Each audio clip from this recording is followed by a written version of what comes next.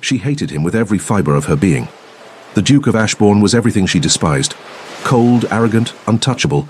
But when their ship shattered against the rocks and the forest swallowed them whole, hatred became the least dangerous thing between them. Because in the wilderness, with only each other to rely on, she discovered something far more terrifying than his cruelty. The man beneath the mask. And the way her heart betrayed her every time his eyes found hers in the firelight. If you're ready for a tale of enemies forced together, of survival and slow-burning desire, stay with me. Subscribe and comment where you're listening from. Let's begin this journey together. The sky had been screaming warnings all morning, but no one listened. Lady Evelyn Hartley stood at the ship's railing, her gloved hands gripping the cold iron as the vessel pitched violently beneath her feet. The Atlantic stretched endlessly in every direction, dark and churning, the colour of old bruises. Rain lashed her face, soaking through the wool of her travelling cloak, but she didn't retreat to the cabin. She couldn't. Not when he was down there, the Duke of Ashbourne. Even his name tasted bitter on her tongue. She'd spent the last 3 days avoiding him. No small feat on a merchant ship bound for the colonies. But the man had a way of occupying space, of making every room feel smaller, every conversation feel like a battlefield. His presence was suffocating, deliberate. As if he knew exactly how much he unsettled her, and took pleasure in it. The ship lurched again, harder this time, and Evelyn's stomach dropped. Thunder cracked overhead, so loud it felt like the sky was splitting open. The sailors shouted to each other in voices swallowed by the wind, their movements frantic as they scrambled to secure the sails. One of them, a young man with sun-weathered skin, glanced her way, his eyes wide with something that looked dangerously close to fear. "My lady, you need to get below deck," he shouted, his voice barely audible over the roar of the storm. Evelyn nodded, but her feet stayed rooted to the spot. There was something hypnotic about the chaos, the way the ocean rose and fell like a living thing, hungry and relentless. She'd always loved the sea. Her father had taken her sailing when she was a girl, before the fever took him, before everything fell apart, before men like the Duke of Ashbourne decided her fate without asking. A wave crashed over the side of the ship, drenching her completely. The cold was shocking, stealing the breath from her lungs. She gasped, stumbling backward, and strong hands caught her before she could fall. "Are you trying to get yourself killed, Miss Hartley?" His voice low and sharp, cutting through the storm like a blade. Evelyn wrenched herself free, spinning to face him. The Duke stood there impossibly composed, despite the rain pouring down his face, his dark coat plastered to his broad shoulders. His hair, usually so meticulously styled, hung in wet strands across his forehead, softening the harsh angles of his face. But his eyes, those cold slate-grey eyes, held no softness. They never did. "I don't recall asking for your assistance, Your Grace," she said, her voice icy despite the tremor in her hands. "And I don't recall offering it out of kindness," he replied smoothly. "But if you drown, I'll be the one blamed for not preventing it. So do us both a favor and get below deck before you do something foolish." Foolish. As if she were a child who needed managing. Evelyn's jaw tightened. She wanted to argue, to throw his condescension back in his perfectly aristocratic face, but another violent lurch of the ship sent them both staggering. This time, the deck tilted at an unnatural angle, and the sound that followed was something Evelyn would remember for the rest of her life, a low, grinding crack that seemed to come from the belly of the ship itself. The Duke's expression changed. Just for a moment the mask slipped and she saw something flicker in his eyes. Alarm. No, more than that. Fear. "Move," he said, his voice no longer sharp, but urgent. His hand closed around her wrist, firm and unyielding, and he pulled her toward the stairs leading below deck. "What's happening?" she demanded, trying to keep her footing as the ship groaned beneath them. "We're taking on water," he said flatly. "The hull's been breached." The words didn't make sense at first, or maybe they did, but her mind refused to accept them. Ships didn't just sink, not like this. Not in the middle of the Atlantic, with no land in sight. They reached the narrow stairwell, and the Duke pushed her ahead of him, his body a solid wall at her back, as they descended into the chaos below. The corridor was packed with passengers and crew, all shouting, all moving in different directions. A woman clutched a crying infant to her chest. A man shoved past them, his face white with panic. "Stay close to me," the Duke ordered, his hand still locked around her wrist. Evelyn wanted to argue, to tell him she didn't need his protection, but the ship lurched again, and this time the floor seemed to drop out from under her. She slammed into the wall, pain flaring in her shoulder, and suddenly the Duke's arm was around her waist, holding her upright. "We need to get to the lifeboats," he said, his mouth close to her ear so she could hear him over the cacophony. "There are lifeboats." Hope flared in her chest. "Not enough," he said grimly. "But we're getting on one." The certainty in his voice should have been reassuring, but it only made her anger spark hotter. Of course he would get on a lifeboat. Men like him always survived, always landed on their feet while everyone else drowned. They fought their way back up to the deck, and the scene that greeted them was pure chaos. The ship was listing badly now, tilting so far to one side that the railing dipped into the churning water. Sailors were lowering the lifeboats, small fragile things that looked like they'd be swallowed whole by the waves. Passengers swarmed toward them, desperate and shoving. "There's no room," someone screamed. "Women and children first. Get back or I'll—" The Duke's hand tightened on Evelyn's waist, and he moved with brutal efficiency, cutting through the crowd like a knife. She hated that she let him, that she clung to his strength, even as she despised him for it. One of the lifeboats was already being lowered, overcrowded and dangerously unstable. Another was being prepared, sailors barking orders as passengers climbed in. The Duke steered her toward it, his jaw set, his movements precise. "Your Grace." A sailor blocked their path, his expression apologetic but firm. "There's no more space. We're over capacity as it is." The Duke's eyes went cold. "Make space." "Sir, I can't—" "I said make space." His voice dropped, quiet and lethal, and the sailor actually flinched. Evelyn pulled away from him, disgust churning in her stomach. "You can't just—" The ship gave another sickening lurch, and then the world exploded. A massive wave slammed into the starboard side, and the sound of splintering wood filled the air. Evelyn's feet left the deck, and for a moment she was weightless, suspended in the chaos. Then she hit the water. The cold was a physical blow, stealing her breath, her thoughts, her ability to scream. The ocean closed over her head, and she couldn't tell which way was up. Her heavy skirts dragged her down, the fabric tangling around her legs. She kicked, thrashed, her lungs burning, panic clawing at her throat, and then something grabbed her. Strong arms locked around her chest, hauling her upward. She broke the surface, gasping, choking on salt water. The Duke's face was inches from hers, his eyes fierce and blazing. "Don't fight me," he commanded. "Just breathe." She wanted to fight him, wanted to push him away and prove she didn't need him, but her body wouldn't obey. The cold was numbing everything, slowing her thoughts, making her limbs heavy and useless. The Duke kept one arm around her as he swam, powerful strokes that cut through the waves. She could feel the strain in his body, the way his breathing came harder, but he didn't stop. Didn't let go.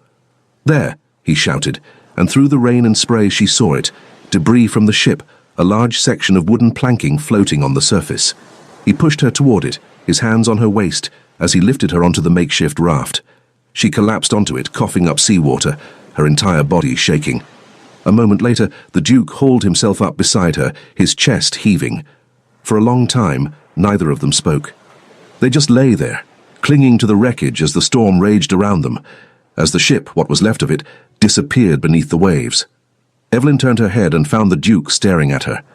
His face was pale beneath the tan, his lips tinged blue, but his eyes held hers, steady and unreadable. "You saved me," she said, the words barely more than a whisper. His jaw tightened. "Don't read too much into it." And there it was. The coldness she knew so well, back in place like armor. Evelyn looked away toward the endless expanse of water. The storm was beginning to ease, the rain softening to a steady drizzle. But there was no sign of land, no sign of the other lifeboats, just the two of them, alone in the vastness of the Atlantic. "We're going to die out here," she said quietly. The Duke was silent for a long moment. Then, in that same flat, emotionless tone, he said, "Not if I have anything to say about it." Evelyn closed her eyes and let the exhaustion pull her under. The sound of waves woke her. Not the violent, crashing roar of the storm, but something gentler, a rhythmic shushing that reminded her of lullabies her mother used to sing. For a moment, Evelyn let herself drift in that half-conscious space between sleep and waking, where nothing hurt and the world made sense. Then reality crashed back in, the shipwreck, the cold, the Duke. Her eyes snapped open, and pain flooded her senses. Every muscle in her body ached, stiff and protesting. Her throat burned from the salt water she'd swallowed, and her head throbbed with a dull, persistent ache. She tried to sit up and immediately regretted it, a wave of dizziness forcing her back down. "Don't move too quickly." His voice. Of course. Evelyn turned her head, slowly this time, and found the Duke crouched a few feet away, his back to her as he worked at something she couldn't see. He'd shed his ruined coat, and his white shirt clung to him, still damp and streaked with sand. His dark hair was disheveled, no longer the picture of aristocratic perfection, and there was a tension in his shoulders that spoke of exhaustion. She looked past him and realized with a jolt that they were no longer on the debris raft. They were on land. A beach stretched out in both directions, pale sand meeting dense dark forest. The ocean rolled gently beyond, deceptively calm now, as if it hadn't tried to kill them hours ago. The sky overhead was overcast, but no longer threatening, the clouds a flat grey that gave no hint of the time of day. "How did we—" Her voice came out as a rasp, and she had to swallow, painfully, before trying again. "How did we get here?" "The current brought us in," the Duke said without turning around. His hands moved efficiently, snapping branches, arranging them in some pattern she couldn't decipher. "You were unconscious. I pulled you onto the shore around dawn." Unconscious. She'd been unconscious and he'd— What? Carried her? The thought made something uncomfortable twist in her chest. "Where are we?" she asked. "I don't know." He finally glanced back at her, his expression unreadable. "An island, clearly. But whether it's inhabited or even on any map, I couldn't say. We drifted for hours." Evelyn forced herself to sit up, ignoring the protests from her body. Her dress was ruined, the pale blue fabric stained and torn, her skirts heavy with salt and sand. Her hair had come completely loose from its pins, hanging in tangled waves down her back. She probably looked like a drowned rat. The Duke, infuriatingly, still managed to look commanding despite everything. "What are you doing?" she asked, watching as he continued to work with the branches. "Building a fire, or attempting to. The wood is damp, which makes it difficult." A fire. Of course, because they were stranded on an unknown island with no supplies, no shelter, and no guarantee of rescue. The reality of their situation settled over her like a cold blanket. "Do you even know how to build a fire?" The question came out more accusatory than she'd intended, but she was too tired and sore to care. His jaw tightened, the only sign that her words had landed. "I spent 2 years in the army, Miss Hartley. I'm not entirely useless in the wilderness." "You were in the army?" She couldn't keep the surprise from her voice. "Is that so difficult to believe?" "Yes," she said honestly. "You seem more suited to ballrooms than battlefields." Something flickered across his face, too quick to name. Appearances can be deceiving. He struck 2 pieces of flint together, and a small spark caught in the dry moss he'd nested between the branches. He leaned down, blowing gently, coaxing the ember to life. After a moment, a thin trail of smoke began to rise, and then, finally, a small flame. Despite herself, Evelyn felt a flicker of relief. The Duke fed the fire carefully, adding small twigs first, then larger pieces as it grew stronger. The warmth was immediate and wonderful, cutting through the chill that had settled into her bones. She edged closer, holding her hands out toward the flames. "Thank you," she said quietly. He didn't respond, just continued tending the fire with the same focused intensity he brought to everything. The silence stretched between them, uncomfortable and heavy. Evelyn watched him, studying the hard line of his profile, the way his hands moved with surprising gentleness despite their size. She'd never been this close to him for this long, never had the opportunity, or the misfortune, to observe him without the buffer of society's expectations. "Why do you hate me?" The question slipped out before she could stop it. The Duke's hands stilled. For a long moment he didn't move, didn't speak. Then, slowly, he turned to face her. "I don't hate you, Miss Hartley. You could have fooled me." Bitterness crept into her voice. "You've been nothing but cold and dismissive since the moment we met." His eyes, those impossible grey eyes, held hers with an intensity that made her breath catch. "I've been indifferent. There's a difference." Indifferent. Somehow, that was worse. "Why?" she pressed. "What did I ever do to you?" "You existed," he said flatly, "in a way that complicated my life." Evelyn's hands curled into fists.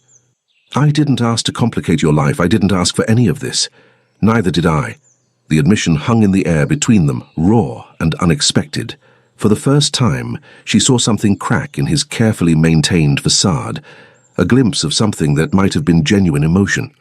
"Your uncle," the Duke said after a moment, his voice carefully neutral again, "made certain promises regarding your inheritance, promises that involved my cooperation.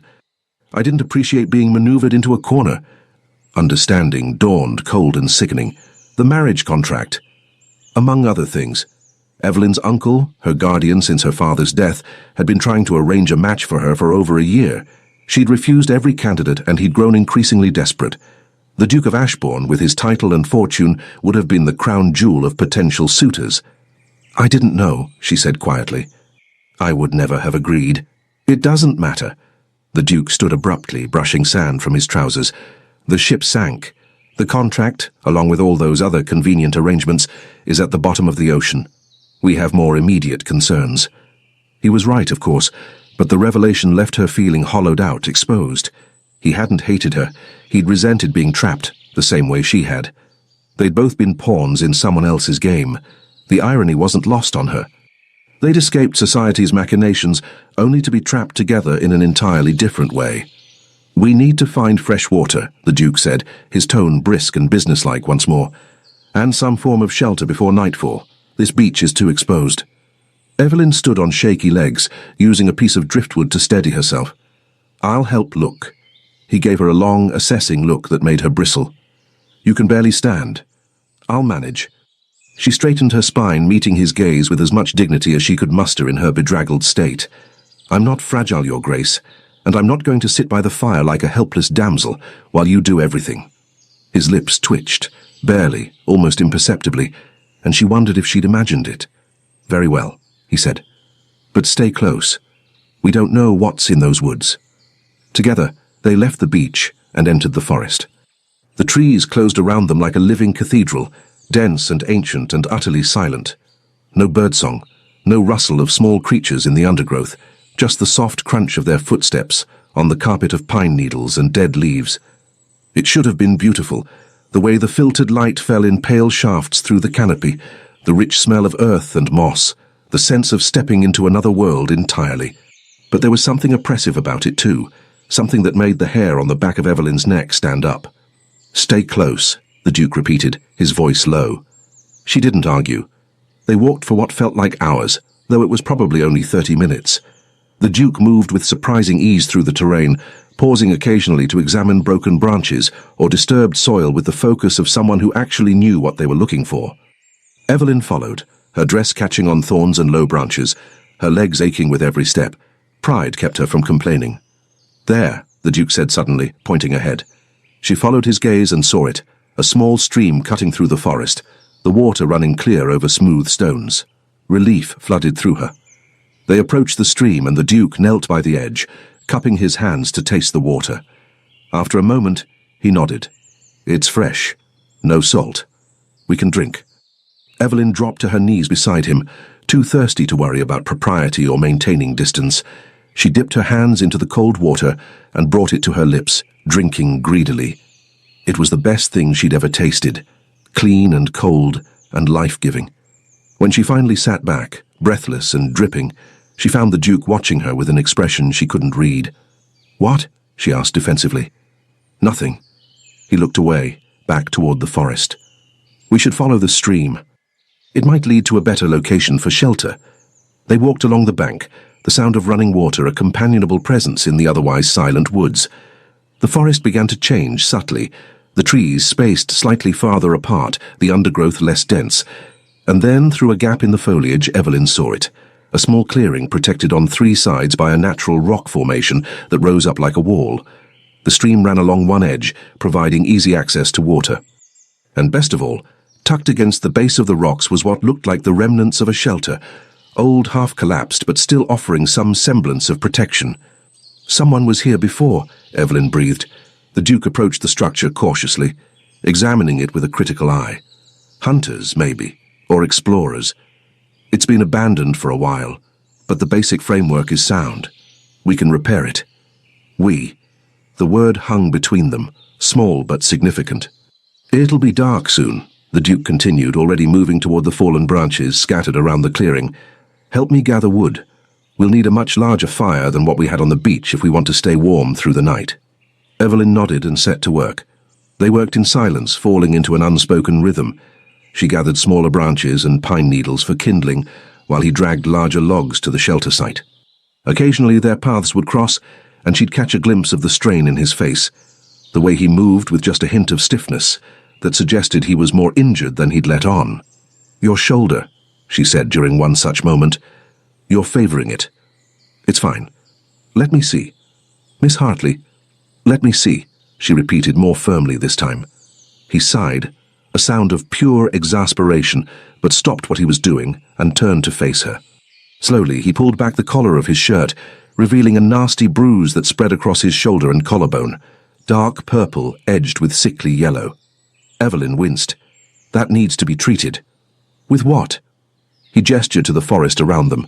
"We have no supplies, no medicine. It will heal on its own. Or it will get infected and you'll die, leaving me stranded here alone." She softened her tone slightly. "There are plants that can help. My father taught me some field medicine when I was young. Let me at least try." He regarded her for a long moment, something shifting in his expression. Then, surprisingly, he nodded. "After we finish here," he said, "before the light fades completely." It wasn't much, but it was a start. By the time the sun began its descent toward the horizon, they'd transformed the clearing. The shelter was reinforced with fresh branches, woven between the old framework, creating a windbreak that would at least keep out the worst of the night chill. A fire pit had been dug near the entrance, lined with stones from the stream. And beside it, Evelyn had arranged her findings: strips of bark that could serve as bandages, leaves from a plant she recognized as having mild antiseptic properties, and moss for padding. The Duke watched as she worked, his expression unreadable. "Sit," she instructed, gesturing to a flat rock near the fire. He obeyed with surprising docility, lowering himself onto the makeshift seat. Evelyn knelt beside him, her hands steady despite the sudden awareness of their proximity. She'd never touched him before, not really. Even during the shipwreck, it had all been chaos and survival instinct. This was different, deliberate, intimate in a way that had nothing to do with romance and everything to do with the strange vulnerability of caring for another human being. She began by cleaning the bruised area with water from the stream, using a piece of fabric torn from her already ruined petticoat. The Duke didn't flinch, though she knew it must have hurt. His jaw tightened slightly, and she could see the muscle jumping beneath the skin, but he made no sound. "You were in the army," she said softly, needing to fill the silence. "Where were you stationed?" "Spain, during the Peninsular War." "How long?" 2 years, until I was called back when my father died." His voice was flat, emotionless. "Duty demanded I take up the title." Evelyn crushed the antiseptic leaves between her palms, releasing their bitter scent, and pressed them gently against the worst of the bruising. "Did you want to go back? To the war?" The question surprised them both. The Duke was quiet for so long she thought he wouldn't answer. Then quietly, "Yes, I did." She understood what he wasn't saying, that becoming a duke had been a cage, not a crown, that the responsibilities and expectations had trapped him just as surely as society's rules had trapped her. "You're good at this," he said suddenly, watching her work. Evelyn felt heat rise to her cheeks, though she kept her focus on his shoulder. "My father believed women should know practical skills. Medicine. Navigation. Things beyond needlepoint and watercolors. My uncle thought it was scandalous." "Your uncle sounds like a fool." She looked up, startled, and found the Duke's eyes on her, really on her for perhaps the first time since they'd met. There was no coldness there now, no carefully maintained distance, just something raw and honest that made her heart skip. "Thank you," she whispered. His hand came up, slowly, carefully, and his fingers brushed a strand of damp hair back from her face. The touch was feather-light, barely there, but it sent a shock of awareness through her entire body. "You're welcome," he said, his voice low and rough in a way she'd never heard it before. For a moment, the world narrowed to just the two of them, the crackling fire, the gathering darkness, the warmth of his skin beneath her hands. Then a log shifted in the fire pit, sending up a shower of sparks, and the spell broke. Evelyn pulled back, her heart racing. "That should help. The bruising will take time to heal, but as long as it doesn't get infected, you'll be fine." "Thanks to you." The Duke stood, rolling his shoulder experimentally. "We should eat something. I found some berries earlier. I believe they're safe." They shared the meager meal in silence, sitting on opposite sides of the fire. But something had shifted between them, subtle but undeniable. The hostility that had defined their interactions before was gone, replaced by something more complex. Something dangerous. As darkness fell completely and the forest came alive with nocturnal sounds, Evelyn lay down in the shelter, exhausted beyond measure. The Duke took up position by the entrance, his back against the wooden frame, keeping watch. "You should sleep too," Evelyn said quietly. "I will. In a while." She wanted to argue, to point out that he needed rest as much as she did. But her eyes were already closing, her body surrendering to exhaustion. The last thing she saw before sleep claimed her was the Duke's silhouette against the firelight, steady and strong, a guardian between her and the darkness. And for the first time since the ship went down, she felt almost safe. Morning came slowly, filtered through layers of mist that clung to the forest floor like something alive. Evelyn woke to the smell of smoke and something else, something unfamiliar and strangely appealing. Her eyes opened to find pale light seeping through the gaps in their makeshift shelter, and for a disorienting moment she couldn't remember where she was. Then memory returned in a rush. The shipwreck, the island, the Duke. The Duke, who was currently crouched by the fire, turning something over the flames with a stick. She sat up, wincing as her muscles protested. Every part of her body ached from yesterday's ordeal, and her dress, what was left of it, had dried into a stiff, uncomfortable mass of fabric and salt. "You're awake," the Duke said without turning around. "Good. Breakfast is almost ready." "Breakfast?" Evelyn's voice came out rough with sleep. She cleared her throat and tried again. "What kind of breakfast?" "Fish. I set some traps in the stream last night." He glanced back at her, and something in his expression made her breath catch. Pride, maybe, or satisfaction at having provided. "They're small, but they'll keep us from starving." Evelyn moved to the entrance of the shelter, her curiosity overcoming her stiffness. Sure enough, 2 small fish were roasting over the coals, their skin crisping and golden. Her stomach growled loudly in response. The Duke's lips twitched. "I'll take that as approval." "Where did you learn to make fish traps?" she asked, settling herself on the same flat rock she'd used last night. The stone was cool beneath her, already damp with morning dew. "The army, and before that my grandfather's estate in Scotland." He removed the fish from the fire, using 2 flat stones as makeshift plates. "We had a river that ran through the property. My brother and I used to spend entire summers there living like savages, while our tutors despaired." It was the most personal information he'd ever shared with her, the most human he'd ever seemed. "You have a brother?" She accepted the fish he offered, the heat of it warming her palms through the stone. Something shuddered in his expression. "Had. He died at Waterloo." "I'm sorry." The words felt inadequate, but she meant them. The Duke didn't respond, just turned his attention to his own meal. They ate in silence, Evelyn trying not to wolf down the food despite her gnawing hunger. The fish was surprisingly good, smoky and tender, with a richness that reminded her how long it had been since she'd eaten anything substantial. When they finished, the Duke stood and surveyed the forest with the same assessing look she'd seen him use in ballrooms, calculating odds and strategies. "We need to explore," he said. "Find out how large this island is, whether there are any other survivors, and if there's any hope of signaling a passing ship." "You think there might be other survivors?" Hope flickered in her chest. "It's possible. The lifeboats made it into the water before the ship went down. Some of them might have reached land." His jaw tightened. "We need to know." Evelyn nodded, pushing herself to her feet. "Then let's go." They followed the coastline, staying just inside the tree line where the forest met the beach. The Duke moved with purpose, his long strides eating up ground while Evelyn struggled to keep pace in her ruined dress. The fabric kept tangling around her legs, the weight of it dragging with every step. After the 3rd time she stumbled, the Duke stopped and turned back to her, frustration clear on his face. "That dress is going to get you killed," he said bluntly. "I'm aware of that. Thank you." Evelyn's own frustration bled into her voice. "Unfortunately, I didn't pack alternative clothing for a shipwreck." The Duke studied her for a long moment, then seemed to come to some decision. "Wait here." He disappeared into the forest before she could ask what he was doing. Evelyn stood on the beach, feeling ridiculous and exposed, the morning sun already beginning to heat her skin. She could hear the ocean behind her, deceptively peaceful now, lapping gently at the shore, as if it hadn't destroyed an entire ship less than 2 days ago. The Duke returned, carrying several long strips of something green. Vines, she realized, thick and fibrous. "Turn around," he instructed. "I beg your pardon?" "Your dress.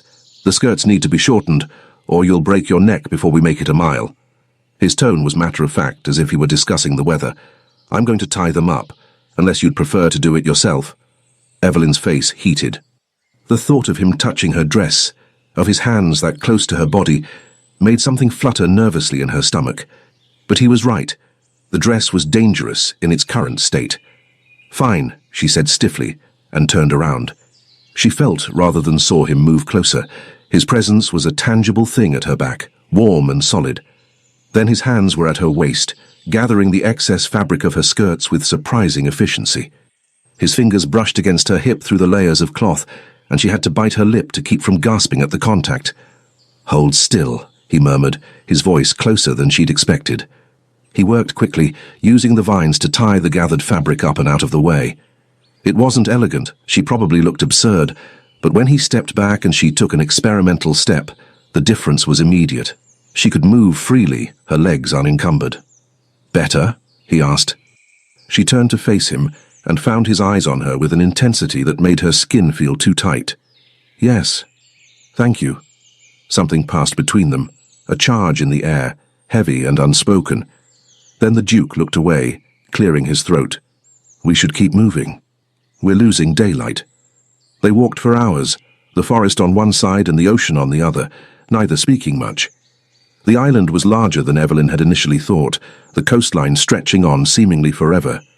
They found no signs of other survivors, no wreckage beyond what had already washed up on their beach, no footprints, no evidence of campfires, just endless sand and trees and the constant sound of waves. "Maybe they landed on the other side," Evelyn said, though even to her own ears the hope sounded hollow. "Maybe," the Duke agreed, but she could hear the doubt in his voice. The sun was directly overhead when they stopped to rest in the shade of an enormous oak tree. Evelyn sank down onto the sand, her legs trembling with exhaustion. The Duke remained standing for a moment longer, scanning the horizon with those sharp, calculating eyes. "We should head back," he finally said. "We've covered enough ground for today, and I don't want to be caught out here after dark." Evelyn nodded, too tired to argue, but as she started to push herself up, her hand touched something half buried in the sand, something that didn't feel like a shell or a rock. She dug it out carefully, her heart beginning to pound. It was a knife. Not a sailor's knife or something that might have come from the ship. This was different. Older, the handle wrapped in cracked leather, the blade rusted but still intact. Someone had been here. Someone who had needed a weapon. The Duke crouched beside her, taking the knife from her hands. He turned it over, examining it with a frown. "This has been here a while," he said quietly. "Months, at least. Maybe longer. But someone was here." Evelyn looked around the beach with new eyes, searching for other signs. "Someone survived and either left or died here," the Duke finished, his voice flat. "Either way, they're long gone." The implication hung between them, cold and unavoidable. They might not be the first people to be stranded on this island, and they might not be the first to die here either. The Duke slipped the knife into his belt, the movement casual, but his expression grim. "Come on. We need to get back to camp before—" A sound cut him off, a rustling in the forest behind them, too loud and deliberate to be the wind. They both froze. The Duke's hand went to the knife, his body shifting subtly to place himself between Evelyn and whatever was in the trees. His eyes had gone hard, alert, every muscle tense and ready. "Stay behind me," he said, his voice barely above a whisper. The rustling came again, closer this time, branches snapping. Something big moving through the undergrowth. Evelyn's heart hammered against her ribs. Her mind conjured images of wild animals, bears, wolves, things with teeth and claws. She pressed closer to the Duke's back, hating herself for the fear, but unable to stop it. And then it emerged from the forest. Not an animal, a man. He was filthy, his clothes little more than rags, his hair and beard wild and matted. But his eyes were sharp and aware and fixed on them with an intensity that made Evelyn's blood run cold. For a long moment, no one moved. The stranger looked at them, and they looked back, the tension thick enough to choke on. Then the man smiled, showing teeth that were surprisingly white in his weathered face. "Well," he said, his voice rough from disuse but unmistakably English, "I wasn't expecting company." The Duke's hand tightened on the knife. "Who are you?" "I could ask you the same question." The stranger's smile widened, "But I suspect we already know the answer. Shipwreck survivors, yes? The storm 2 nights ago." "Yes," Evelyn said before the Duke could stop her. "Our ship went down. We've been stranded here since. Are there others? Did anyone else survive?" The stranger's expression shifted, something that might have been pity crossing his face. "Others? No. No, I'm afraid you're the only ones I've seen. But then I haven't been to the eastern shore in weeks. There might be survivors there." "How long have you been here?" the Duke asked, his tone carefully neutral. "Here? On this godforsaken rock?" The stranger laughed, but there was no humor in it. 3 years, maybe 4. I stopped counting after the first winter. 3 years. The words hit Evelyn like a physical blow. "But surely," she started, "surely someone came looking. Surely a ship passed by." The stranger shook his head. "This island isn't on any maps, my dear. We're too far from the shipping lanes. The only reason I'm still alive is luck and stubbornness." The Duke's expression had gone carefully blank, but Evelyn could see the tension in his shoulders, the way his jaw had tightened. He was calculating, weighing options, deciding whether this man was a threat or an asset. "You've survived here for 3 years," the Duke said slowly. "You must know the island well. Better than anyone, I'd wager." The stranger's eyes gleamed with something that might have been pride or madness. "I know where the fresh water is, where the game trails run, which plants are safe to eat, and which will kill you. I know every cave, every clearing, every dangerous tide pool. Then perhaps," the Duke said carefully, "we could come to an arrangement. You help us survive, teach us what you know. In exchange for what?" The stranger's smile turned sharp. "What could you possibly offer me that I don't already have?" "Hope," Evelyn said quietly. Both men turned to look at her. "Hope that we might find a way off this island," she continued, meeting the stranger's eyes. 3 people have a better chance than 1, and if we do find rescue, we'll make sure you come with us." The stranger studied her for a long, uncomfortable moment. Then he threw back his head and laughed, a sound that echoed through the trees like breaking glass. "Hope," he repeated, still chuckling. "I'd almost forgotten what that sounded like." He stepped forward, extending a grimy hand. "Thomas Beckett, former lieutenant in His Majesty's Navy, and apparently your new neighbor." The Duke hesitated only a moment before gripping the offered hand. "Alexander Pemberton, Duke of Ashbourne." Beckett's eyebrows shot up. "A duke? Well, well. The island does attract a higher class of castaway these days." His eyes shifted to Evelyn. "And you are?" "Lady Evelyn Hartley." "A pleasure, Lady Evelyn." Beckett's smile softened slightly. "Though I wish we were meeting under better circumstances." "As do I, Mr. Beckett." "Just Beckett, please. We're beyond formality out here." He gestured back toward the forest. "Come. My camp is about an hour's walk inland. You'll be safer there than wherever you've been sheltering. And I have food, real food, not just fish and berries." The Duke glanced at Evelyn, a silent question in his eyes. She gave a small nod. They didn't have much choice. "Lead the way," the Duke said. As they followed Beckett into the forest, Evelyn couldn't shake the feeling that everything had just changed. For better or worse, they were no longer alone on the island. But alone, she was beginning to realize, might have been safer. Beckett's camp was nothing like their crude shelter. It was a proper structure, walls made of woven branches and packed mud, a roof thatched with palm fronds that looked weatherproof and solid. Inside, it was surprisingly organized. A sleeping platform raised off the ground, storage areas carved into the natural rock face, even a rudimentary table fashioned from a flat stone balanced on 2 stumps. "Home sweet home," Beckett said, spreading his arms with a theatrical flourish. "Not Buckingham Palace, I'll grant you, but it keeps the rain out and the predators away." "Predators?" Evelyn's voice came out higher than she intended. Beckett's smile was grim. "Wild boar, mostly. They're not native to the island, probably left by explorers centuries ago, but they've thrived here. Mean bastards, especially the males. Keep your distance if you see one." The Duke moved through the space with the same assessing look he'd worn earlier, cataloguing every detail. Evelyn watched him take note of Beckett's supplies: dried meat hanging from the ceiling, clay pots that likely held water or preserved food, fishing nets mended and ready for use, and, most tellingly, weapons. A spear leaning against the wall, a bow with a quiver of arrows, several more knives of varying sizes.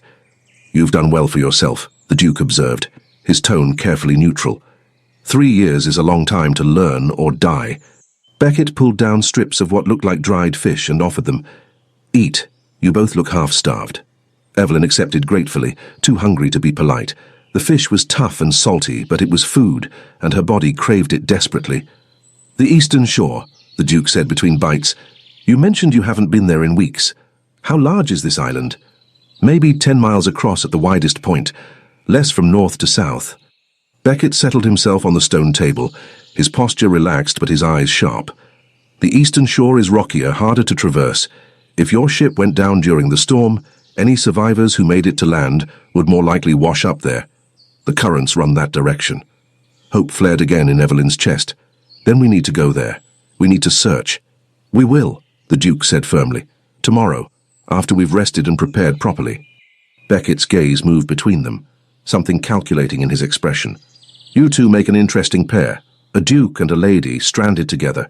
I imagine society would have quite a bit to say about that. Society is the least of our concerns at the moment, the Duke said coldly. True enough. Beckett's smile was knowing. Out here, the old rules don't mean much. Survival is the only thing that matters. The words hung in the air, heavy with implication. As the afternoon wore on, Beckett showed them around his territory, the best fishing spots in the stream, the grove where edible plants grew, the paths that were safe to travel, and the areas to avoid. He moved through the forest with the confidence of someone who'd earned every bit of his knowledge through hard experience. The island has moods, he explained as they walked. The weather can turn violent in minutes. The tides are treacherous on the northern point. And there are caves along the western cliffs, but they flood during storms. I lost a full week's worth of supplies learning that particular lesson. Evelyn listened carefully, committing every detail to memory. Beside her, the Duke did the same, his questions precise and strategic. She could see him building a mental map of the island, identifying resources and dangers with military efficiency. They were alike in that way, she realized. Both of them adapting, assessing, refusing to give in to despair. There's one more thing you should know, Beckett said as they headed back to his camp. The sun was beginning to set, painting the sky in shades of amber and blood. The northeastern corner of the island, there's something there, ruins, old stone structures that predate any British presence in these waters. Ruins? The Duke's interest sharpened. What kind of structures? I don't know. I've only been there twice, and both times. Beckett's expression darkened.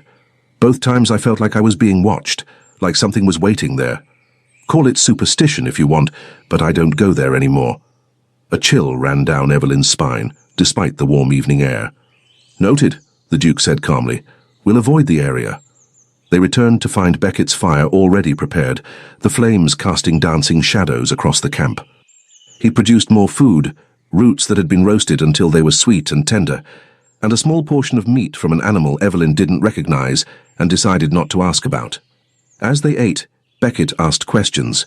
Where they were from, what had brought them onto the ship, how they'd survived the wreck.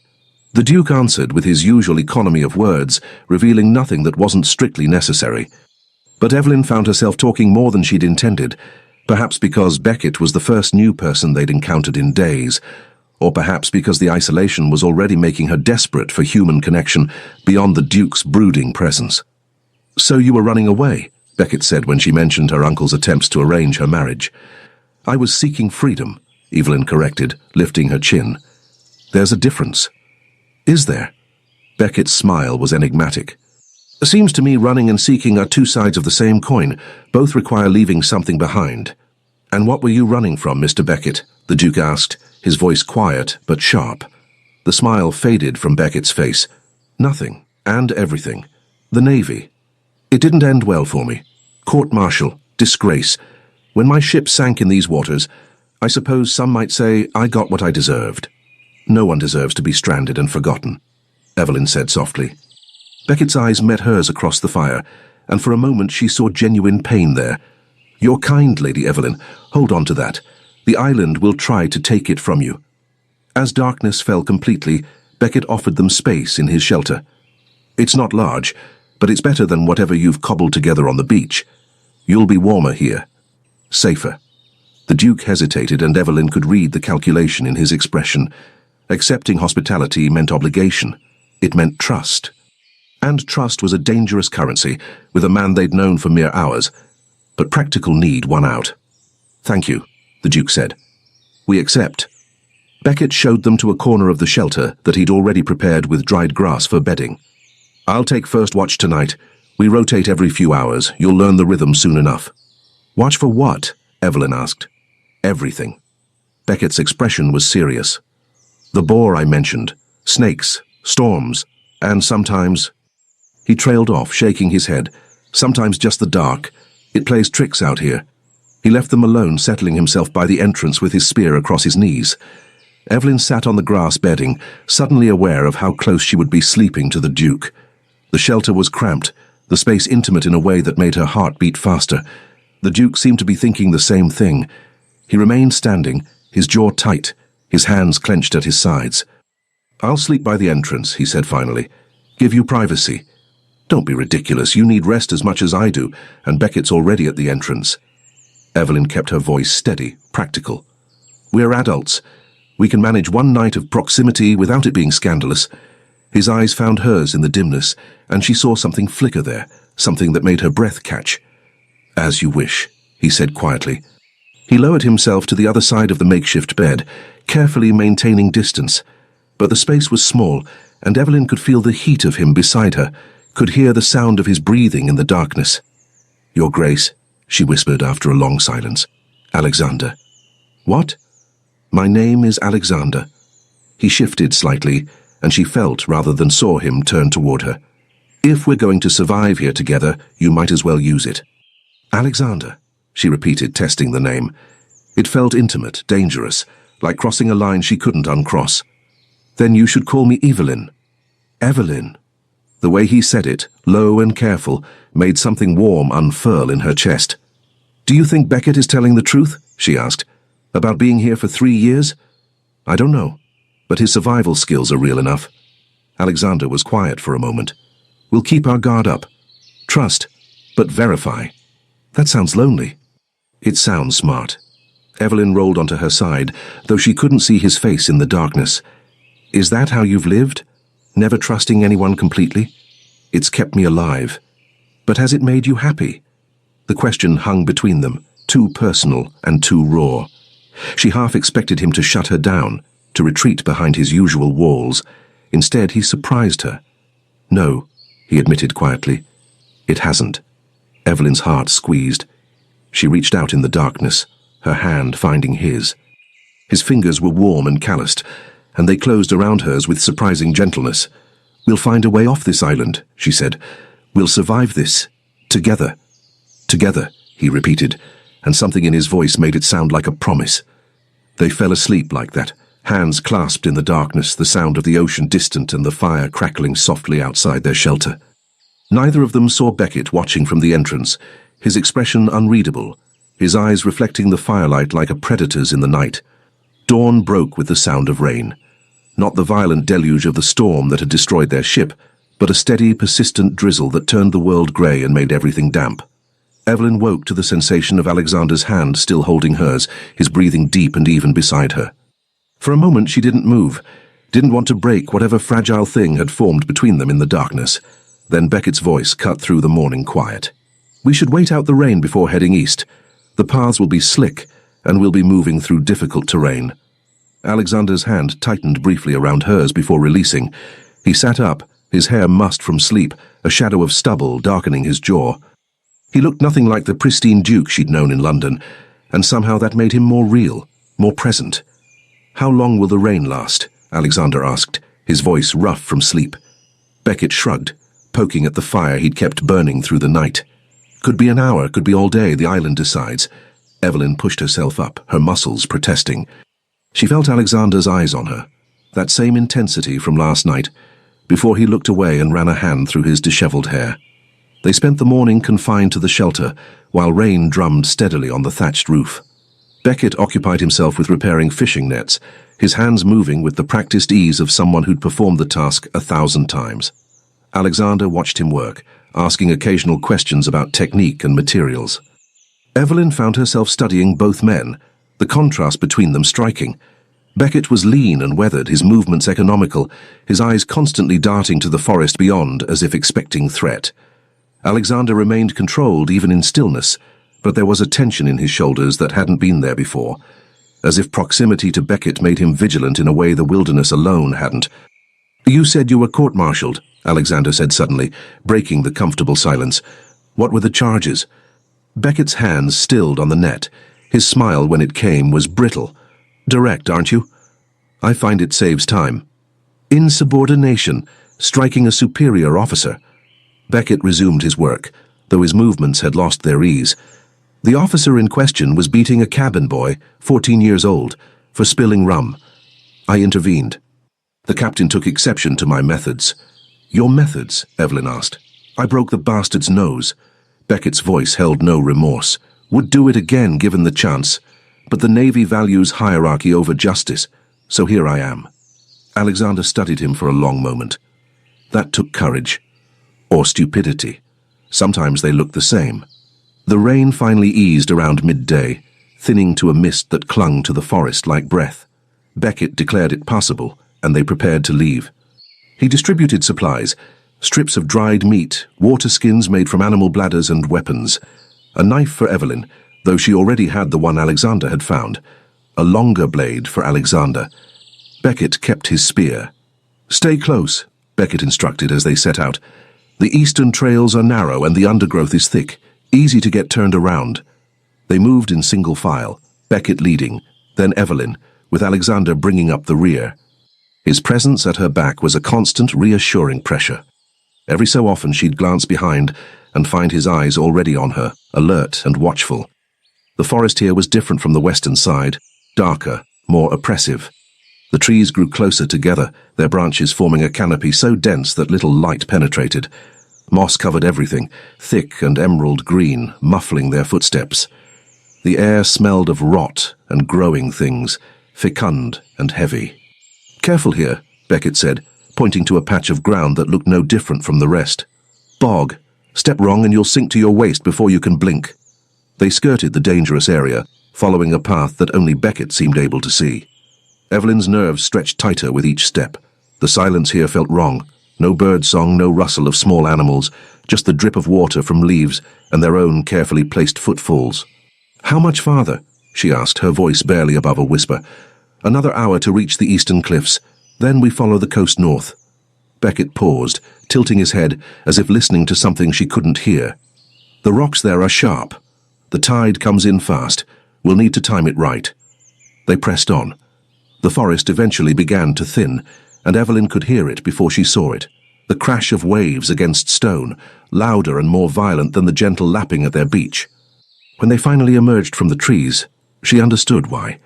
The eastern shore was a wall of black rock rising 30 feet from the water, jagged and unforgiving. Waves exploded against it with tremendous force, sending spray high into the air.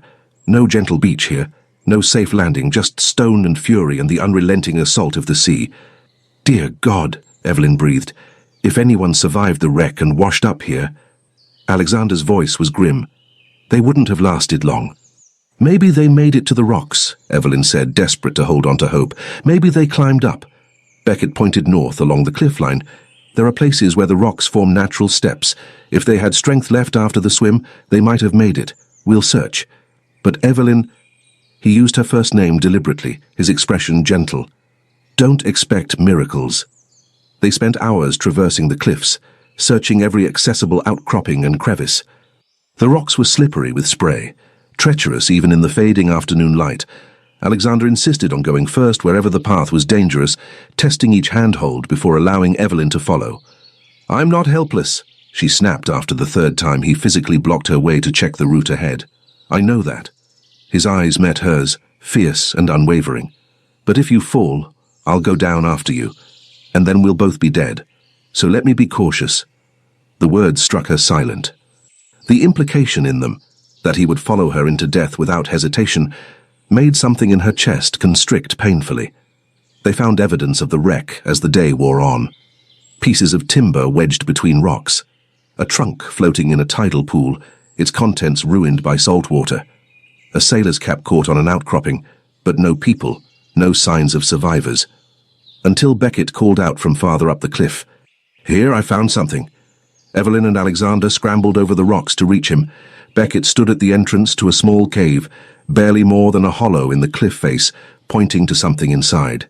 Footprints, human footprints, pressed into the sandy floor of the cave. And more than that, marks on the wall, scratched into the stone with something sharp. Letters, crude but deliberate. Alexander moved closer, his expression intent as he read aloud. 7 made it to shore. 3 injured, following the coast north. God have mercy. When? Evelyn's voice shook. How long ago? Beckett knelt by the footprints, examining them with the careful attention of a tracker. Not fresh? 2 days, maybe 3. Before the rain. The same night as our wreck, Alexander said quietly. 7 survivors. 7 people who'd made it this far, only to disappear into the island's embrace. They went north, Evelyn said, hope kindling again. We can follow their trail. We can find them. It's nearly dark, Beckett cautioned. These cliffs are dangerous enough in daylight. In darkness, they're suicide. Then we camp here tonight and leave at first light. Alexander's tone brooked no argument. Those people need help. They could be injured, lost, dying. Beckett's eyes narrowed. Or they could be dead already. The island takes what it wants, Your Grace. Sometimes the kindest thing is to accept that. I don't accept it. Alexander's voice was cold steel. We search until we find them or find proof they're gone. That's not negotiable. For a moment, tension crackled between the 2 men, and Evelyn wondered if it would come to violence. Then Beckett's expression shifted into something like respect. Very well, we search. He gestured to the cave. This is as good a place as any to shelter for the night. Small, but defensible. I'll gather firewood before the light fails completely. He disappeared back down the rocks, leaving Evelyn and Alexander alone in the cave's entrance. That was bold, Evelyn said quietly, challenging him like that. He needed to understand where we stand. Alexander turned to her, and in the fading light, his eyes were dark and unreadable.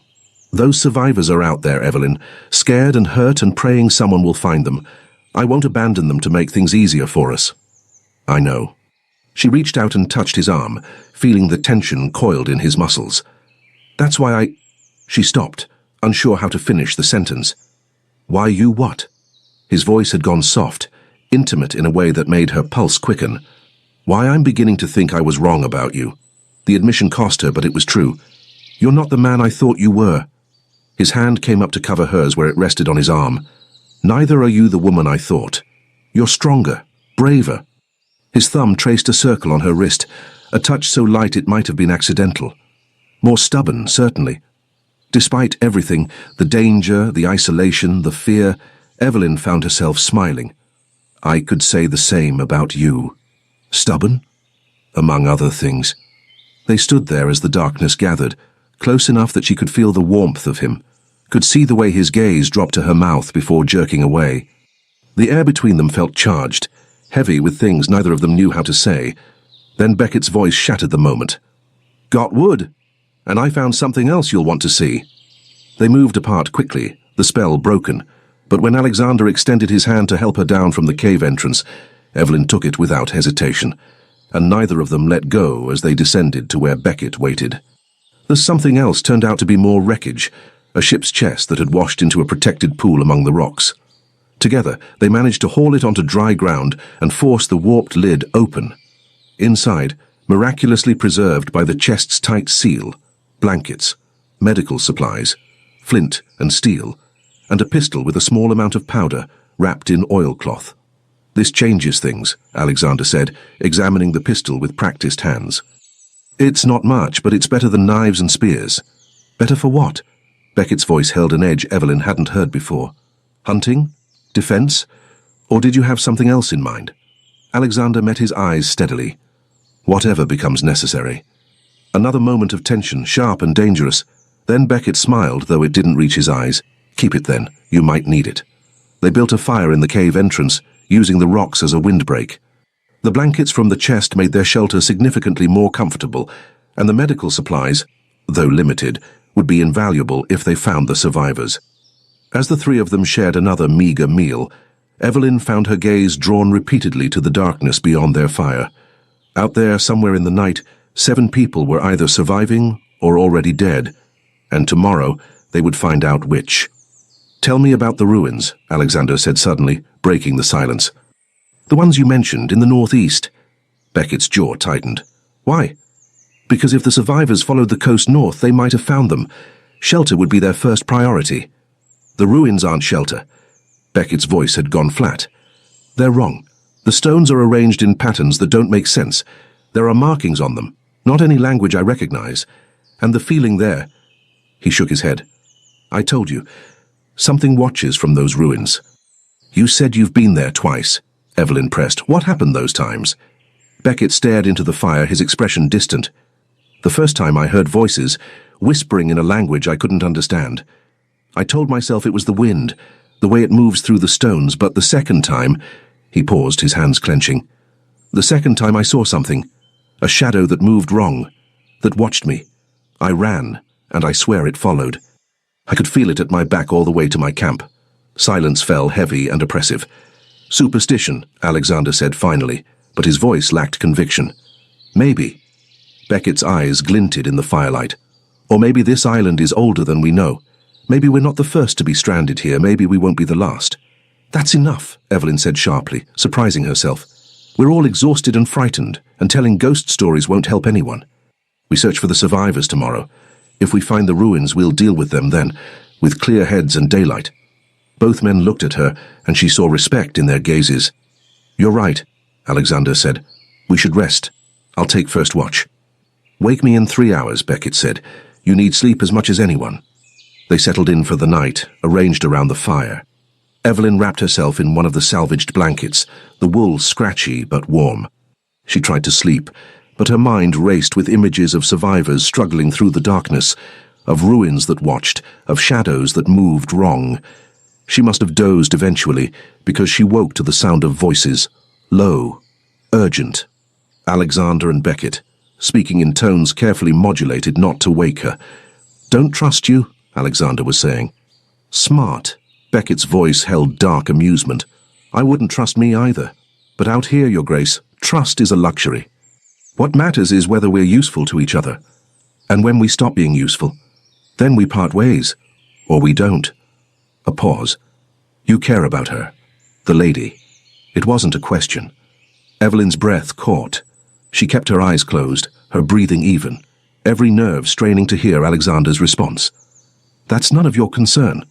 It is if it makes you reckless. Care makes men do stupid things, heroic things, fatal things. I'm not a fool, Beckett. I know what's at stake." "Do you?" Another pause, longer this time. 3 years I've survived here alone. Know why? Because I don't let sentiment cloud my judgment. Because I accept the island's rules. You're still trying to impose your own rules, your own code. That's going to get you killed. Then I'll die honorably. You'll just die." Beckett's voice dropped even lower. "But I'll make you a deal. I'll help you find your survivors. I'll teach you what I know. And if rescue comes, I'll make sure Lady Evelyn gets home safely. But in return, you accept that sometimes survival means doing things that would horrify your London society." "What things?" "Whatever becomes necessary." The words hung there, chilling and ambiguous. Evelyn waited for Alexander's response, her heart pounding so hard she was certain they would hear it. "I'll do what I must to protect Evelyn," Alexander said finally, "but I won't become a monster to do it." Beckett laughed softly. "The island will test that conviction, Your Grace, and I have a feeling you'll surprise yourself." Silence fell then, and after a few minutes, Evelyn heard the sound of movement, someone settling down to sleep, someone else taking up watch position. She lay in the darkness, her mind spinning. Alexander cared about her, enough that Beckett had noticed, enough that it was being used as leverage. The knowledge should have frightened her, but instead it filled her with a warmth that had nothing to do with the blankets. Outside the cave, waves crashed against stone with relentless fury, and somewhere in the night, 7 survivors waited for rescue that might never come. Tomorrow they would search. Tomorrow they would face whatever the island held. But tonight, wrapped in wool that smelled of salt and smoke, Evelyn allowed herself one moment of something dangerously close to hope. And when she finally slept, she dreamed of Alexander's hand in hers, steady and warm in the darkness. Morning came with fog so thick it turned the world into something unreal. Evelyn woke to find Alexander crouched at the cave entrance, staring into the white nothingness with an expression that made her chest tighten. He looked exhausted, dark circles shadowing his eyes, his jaw tight with tension he was barely containing. "Did you sleep at all?" she asked softly. He didn't turn. "Some." A lie. She knew it as surely as she knew her own name. Beckett was already up and moving, checking their supplies with the efficiency of long practice. "The fog will burn off in an hour or so. We can start the search then." "We start now," Alexander said, his voice flat and unyielding. "Those people have been out here for 3 days. Every hour we wait could mean the difference between life and death. Every hour we wait could also mean we don't fall off a cliff in the fog," Beckett countered. "Dead rescuers help no one." Evelyn pushed herself up, wrapping the blanket around her shoulders against the morning chill. "We can follow the cliff line. Stay close to the rock face. As long as we're careful, the fog shouldn't be a problem." Both men looked at her, and she lifted her chin, daring them to argue. Alexander's lips curved into something that almost resembled a smile. "Practical as always, Lady Evelyn. Someone has to be." They gathered their things and set out into the fog, moving slowly, feeling their way along the rocks. The world had shrunk to a radius of perhaps 10 feet in any direction. Beyond that, everything dissolved into blank whiteness. The sound of the waves was muffled, distant, coming from all directions at once, in a way that was profoundly disorienting. Beckett led again, testing each step before committing his weight. "Stay in single file. Keep one hand on the rock wall. If you lose contact with it, stop immediately and call out." They moved like that for what felt like hours, though Evelyn suspected it was less. Time became elastic in the fog, stretching and compressing in ways that made her head swim. Occasionally they would call out, hoping for a response from the survivors. But only silence answered, heavy and complete. The fog did eventually begin to thin, just as Beckett had predicted. First it went from white to grey, then from grey to translucent. Shapes emerged gradually, rocks, trees, the darker line of the forest beyond the cliffs. And then, quite suddenly, the sun burned through, and the world snapped back into focus. They stood on a narrow shelf of rock, perhaps 50 feet above the water. Ahead the cliffs curved inland, forming a small bay where the waves were less violent. And beyond that, rising from the forest floor like broken teeth, were the ruins. Evelyn's breath caught. They were unlike anything she'd expected. Not medieval castle ruins or Roman columns, but something older. Strange. The stones were massive, each one easily twice the height of a man, and they were arranged in a circle around a central structure that might once have been a temple or a tomb. The surface of each stone was covered in carvings, symbols that seemed to writhe and shift in the morning light. "There," Alexander said, pointing. "Do you see?" Evelyn followed his gaze and saw it, a thin column of smoke rising from somewhere within the ruins. A fire, which meant people, which meant survivors. "Thank God," she breathed, but Beckett's expression had gone dark, his hand tight on his spear. "Something's wrong." "What do you mean?" Alexander demanded. "The smoke, it's too thin. A survival fire would be larger, hotter. That's barely an ember." His eyes scanned the ruins with growing unease. "And I don't hear anything. No voices, no movement, nothing." He was right. The silence was complete, unnatural. Even the birds that had begun to call with the sunrise seemed to avoid this area. "We need to get down there," Alexander said, already looking for a path. "Wait." Beckett grabbed his arm. "Let me go first. Scout, if something's wrong, they need help more, not less." Alexander pulled free, his face set in determined lines. "You can come or you can stay, but I'm going." He started down the rocks without waiting for a response. Evelyn moved to follow, but Beckett's hand on her shoulder stopped her. "Stay close to me," he said quietly. "If things go bad, I'll get you out. That's the promise I made." "I don't need protection," she started, but he cut her off. "Everyone needs protection eventually, even dukes, even ladies who think they're stronger than they are." His eyes were serious, almost sad. "Just stay close, Evelyn. Please." The use of her name, the genuine concern in his voice, made her nod. They descended together, following Alexander's path. The rocks gave way to sandy soil, then to the cleared area around the ruins. Up close, the stones were even more massive, and the carvings. Evelyn couldn't look at them directly. They seemed to pull at her eyes, to suggest patterns her mind refused to complete. "Alexander," she called softly, "be careful." He glanced back, and the look he gave her was so fierce, so protective that it stole her breath. Then he turned and moved into the ruins. The temple, if that's what it was, had no roof, just massive walls forming a circular chamber perhaps 30 feet across. The smoke they'd seen was coming from the center, where a small fire burned down to coals. And around it, Evelyn's hand flew to her mouth, stifling a cry. Bodies. 7 of them, arranged in a circle around the fire with an almost ceremonial precision. They weren't bloody or visibly injured. They simply looked like they were sleeping, their faces peaceful, their hands folded on their chests. But they weren't sleeping. Alexander moved among them, checking for pulses with a methodical efficiency that spoke of military training. After the 3rd body, he stopped, his shoulders sagging. "They're dead," he said quietly. "All of them. No marks. No signs of violence, just dead." "How?" Evelyn managed, though her voice came out as barely more than a whisper. "I don't know." Alexander stood looking around the chamber with growing unease. But this was deliberate. Someone arranged them like this. Or something, Beckett said from the entrance. He hadn't entered the chamber, Evelyn realized. He stood just outside the stone circle, his face pale, his eyes wide. "I told you, the ruins are wrong. People don't just die like this." "Not 7 healthy people all at once." Alexander's jaw tightened. "There's always an explanation. Maybe they ate something poisonous. Maybe they had injuries we can't see. Maybe you should stop making excuses and accept what's in front of you." Beckett's voice had gone hard. "The island wanted them, so it took them, just like it will take us if we stay here." "That's superstitious nonsense," Alexander said flatly. "Is it?" Beckett gestured to the bodies. "Then explain this. Explain the perfect circle. Explain the fact that their fire is still burning after 3 days. Explain why every instinct I have is screaming at me to run." As if in response to his words, a sound echoed through the ruins. Low and resonant, like a bell or a horn, but coming from no visible source. The stones seemed to vibrate with it, and the carvings, those impossible shifting carvings, began to glow faintly, a sickly greenish light that had nothing to do with the sun.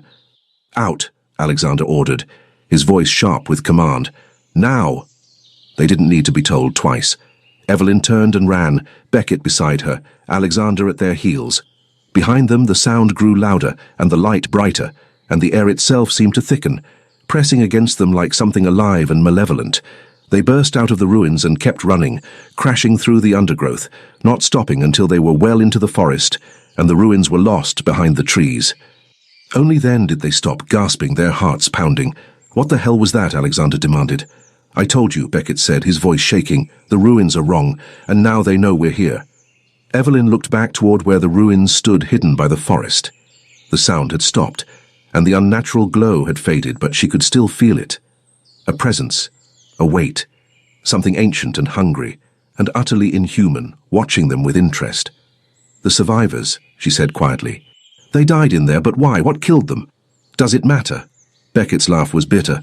"They're dead and we're alive, and if we're smart, we'll stay as far from those stones as possible." Alexander's expression had gone cold and calculating. "We need to go back. There might be supplies." "Are you insane?" Beckett grabbed his arm. 7 people just died in there, and you want to go back?" "I want answers." Alexander pulled free, his eyes blazing. "I want to know what we're dealing with, because ignorance will kill us just as surely as whatever happened to them. Then you go alone." Beckett stepped back, shaking his head. "I'm done with the ruins. I'm done with mysteries. And I'm done risking my life for dead people." "Beckett," Evelyn started. "No," he cut her off, his voice final. "I've survived here for 3 years by trusting my instincts, and my instincts say that place is death. You want to investigate? You want to solve the island's secrets? You do it without me." He turned and walked away, disappearing into the forest with the ease of long practice. Evelyn and Alexander stood alone in the clearing, the morning sun bright and cheerful in complete opposition to the horror they'd just witnessed. "He's right," Evelyn said quietly. "Going back would be foolish." "Probably." Alexander's jaw was tight, his hands clenched. "But those people deserve better than being left in that place. They deserve burial, dignity. And if whatever killed them kills us too?" He looked at her then, really looked at her, and the expression on his face made her heart ache. "Then at least we died trying to do the right thing." God, he was noble, stubborn and infuriating, and absolutely, impossibly noble. "You're not going alone," she said, making the decision even as the words left her mouth. "If you're going back, I'm coming with you. Evelyn, don't." She stepped closer, close enough to see the flecks of darker grey in his eyes, close enough to feel the tension radiating from him. "Don't try to protect me by leaving me behind. We're in this together, remember? You said it yourself." His hand came up, his fingers catching a strand of hair that had escaped from her braid. He tucked it behind her ear with a gentleness that seemed at odds with everything else about this moment. "You make it impossible to argue with you," he said softly. "Good. Then it's settled." She straightened her shoulders, gathering her courage. "We go back, we bury the dead, we look for supplies, and then we get as far from those ruins as we can manage." Alexander studied her for a long moment. Then, slowly, he nodded. "Together," he said. "Together," she echoed. They made their way back to the ruins, moving slowly, every sense alert for danger. The stones stood as they had before, massive and ancient and wrong. But the glow was gone and the sound had faded, and in the bright light of midday, it was almost possible to believe it had been a hallucination. Almost. They found tools among the dead. A small shovel, rope, water flasks that were still miraculously full. Alexander organized their efforts with military precision, and together they dug graves in the soft earth beyond the stone circle. It took hours, back-breaking work under the hot sun, but neither of them complained. Each body they moved revealed more questions. No injuries, no signs of illness. Just 7 people who had simply stopped living, as if their souls had been extinguished like candle flames. "There's a journal," Evelyn said, finding it tucked into one of the dead men's coats. "He was writing right before—" She couldn't finish the sentence. Alexander took it from her, opening to the last entry. His expression grew grimmer with each line he read. "The stones are singing," he read aloud. "We can all hear it now, though we heard nothing when we first arrived. Jenkins says it's beautiful. Mary says it's calling her name. I don't know what I think anymore. My thoughts feel soft, like cotton, like I'm drifting. We decided to stay. Why did we decide to stay? I can't remember, but the stones want us here. They're so beautiful when they glow, so peaceful. We should rest. We should all rest, just for a—" Alexander stopped. "That's where it ends." Silence fell between them, heavy with implications. "The stones did it," Evelyn whispered. "Somehow, they called to them, made them want to stay. That's impossible. 7 dead people say otherwise." Alexander closed the journal carefully, his jaw tight. "We finish burying them, and then we leave, and we never, ever come back here." They worked in grim silence until all 7 graves were filled and marked with simple stones. Alexander spoke a few words over them, not a proper service, but better than nothing. Then they gathered what supplies they could carry and left the ruins behind. The sun was setting by the time they made it back to Beckett's camp. They found him by the fire, his expression wary, his spear close at hand. "You came back," he said, surprise evident in his voice. "We did." Alexander set down his pack. "The dead are buried. The ruins are behind us. And you were right, that place is dangerous beyond understanding." Beckett studied them both for a long moment. Then he nodded slowly. "Sit. I'll get food. You both look half dead." As they settled by the fire, Evelyn found herself shaking. The adrenaline that had carried her through the day was draining away, leaving her hollow and exhausted. Without thinking, she leaned against Alexander's shoulder, seeking warmth and comfort and the reassurance of another living human being. His arm came around her immediately, pulling her close, and she felt him rest his cheek against the top of her head. "We're alive," he murmured, so softly only she could hear. "We're alive, and we're going to stay that way. I promise you." Evelyn closed her eyes, letting herself believe him. Just for this moment, in the fading light with his warmth surrounding her and his heart beating steady beneath her ear, she let herself believe that promises meant something, that they would survive this island and its horrors, that maybe, against all odds, they would find a way home. 3 days passed in uneasy peace. They fell into a routine at Beckett's camp, hunting, fishing, maintaining the shelter, keeping watch. The work was endless and exhausting, but it kept their minds occupied, kept them from thinking too hard about the ruins, about the 7 dead, about the impossibility of what they'd witnessed. But the ruins haunted Evelyn's dreams anyway. She would wake in the darkness, her heart racing, the echo of that resonant sound still vibrating in her bones. And every time Alexander was there, sometimes already awake, keeping watch, sometimes stirring at the sound of her distress, his hand finding hers in the dark without hesitation. They didn't speak about it, didn't acknowledge the way they'd grown to depend on each other's presence, the way the space between them seemed to shrink with each passing night. There were more important things to worry about: survival, rescue, the growing tension with Beckett that hung over the camp like a storm waiting to break. Because Beckett was changing. It was subtle at first, a sharpness to his words that hadn't been there before. A way of watching them when he thought they weren't looking, his expression calculating and cold. He spent more time alone, disappearing into the forest for hours with no explanation. And when he returned, there was something in his eyes that made Evelyn's skin prickle with unease. "He's planning something," Alexander said quietly one afternoon. They were at the stream, ostensibly washing clothes, but really just stealing a few moments away from Beckett's watchful presence. Evelyn wrung out a shirt, the cold water numbing her fingers. "What makes you say that? The way he's been rationing supplies, he's setting aside more than we need for 3 people. Alexander's jaw tightened. "And last night, when he thought I was asleep, he took inventory of the weapons, counted them, made sure he knew where each one was. Maybe he's just being cautious. Maybe." But Alexander's tone said he didn't believe it. Or maybe he's realized that when rescue comes, if it comes, 3 people are harder to manage than 1. The implication hung between them, ugly and unavoidable. "You think he'd hurt us?" Evelyn's voice came out smaller than she intended. "I think 3 years of isolation has changed him in ways we don't fully understand." Alexander moved closer, his hand finding hers beneath the water. "And I think we need to be prepared for the possibility that our interests and his are no longer aligned." His thumb traced circles on her palm, a gesture that had become familiar over the past days. Comforting, intimate in a way that had nothing to do with survival and everything to do with the way her heart skipped when he looked at her. "We could leave," she said quietly, "build our own camp, away from him. And lose his knowledge of the island? His resources?" Alexander shook his head. "That's a death sentence. We don't know enough yet to survive on our own." "Then what do we do?" His eyes met hers, grey and storm-dark and completely serious. "We learn, we watch, we prepare, and when the time comes to make a choice..." He paused, his grip tightening on her hand. "We choose each other." The words hit her like a physical blow.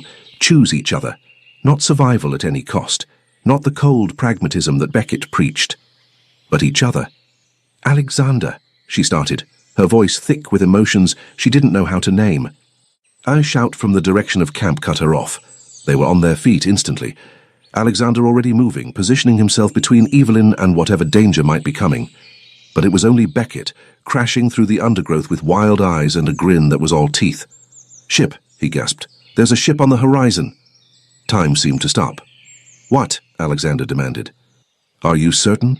"As certain as I've been about anything in 3 damned years." Beckett was already turning, running back toward camp. "It's far out, but if we can signal them, if we can get a fire going large enough..." They ran.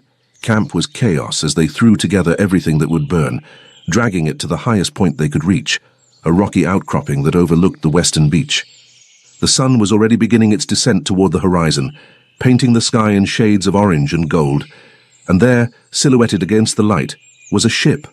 Small, distant, but undeniably real. "The signal fire," Alexander barked, already striking flint to tinder. "Everything we have now." They piled wood and dried grass and anything else that would create smoke onto the growing flames.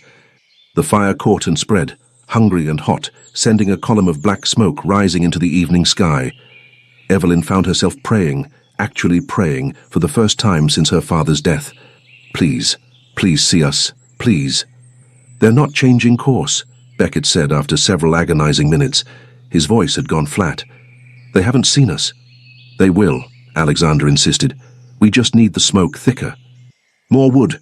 They fed the fire until Evelyn's arms ached and her lungs burned from the smoke.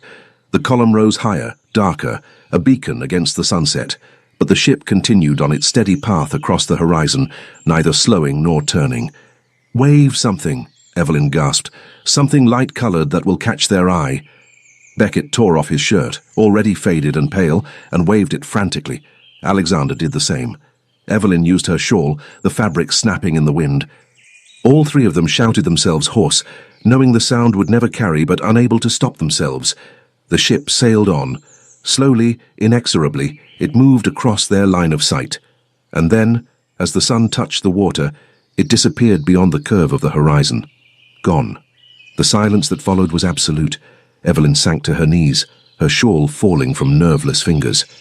She'd been so certain, so sure that rescue had finally come. The disappointment was a physical pain in her chest, crushing and complete. Beside her, Alexander stood rigid, his hands clenched into fists, his face a mask of barely contained emotion. And beyond him, Beckett. Beckett was laughing. It started as a chuckle, low and bitter, then grew until it echoed off the rocks. He bent double with it, gasping, tears streaming down his face. "Stop!" Alexander ordered, his voice dangerous. "Stop laughing." "Why?" Beckett managed between gasps. "It's funny, don't you see? 3 years I've been here, and the very moment someone else shows up, a ship appears, but not close enough, never close enough. It's like the island is mocking us, showing us what we can't have. That's enough." Alexander moved toward him, menacing. "Get control of yourself." "Or what?" Beckett straightened, his laughter cutting off as abruptly as it had started. His eyes were wild, feverish. "Or you'll shoot me with your single-bullet pistol. You'll fight me? Win or lose, what does it matter? We're trapped here forever, just like the others." "What others?" Evelyn asked, finding her voice. Beckett turned to her, and the look on his face made her blood run cold. "Did you really think the ruins were the only place people died? Did you think those 7 were the first?" He gestured wildly at the island around them. "This place is a graveyard. Ships have been wrecking here for centuries, and no one leaves, no one ever leaves." "You don't know that," Alexander said, but there was doubt in his voice now. "Don't I?" Beckett laughed again, shorter this time. "I found evidence, Your Grace. Camps that were abandoned decades ago. Bodies that had been there so long they were nothing but bones. Journals in languages I couldn't read, but whose final entries all said the same thing.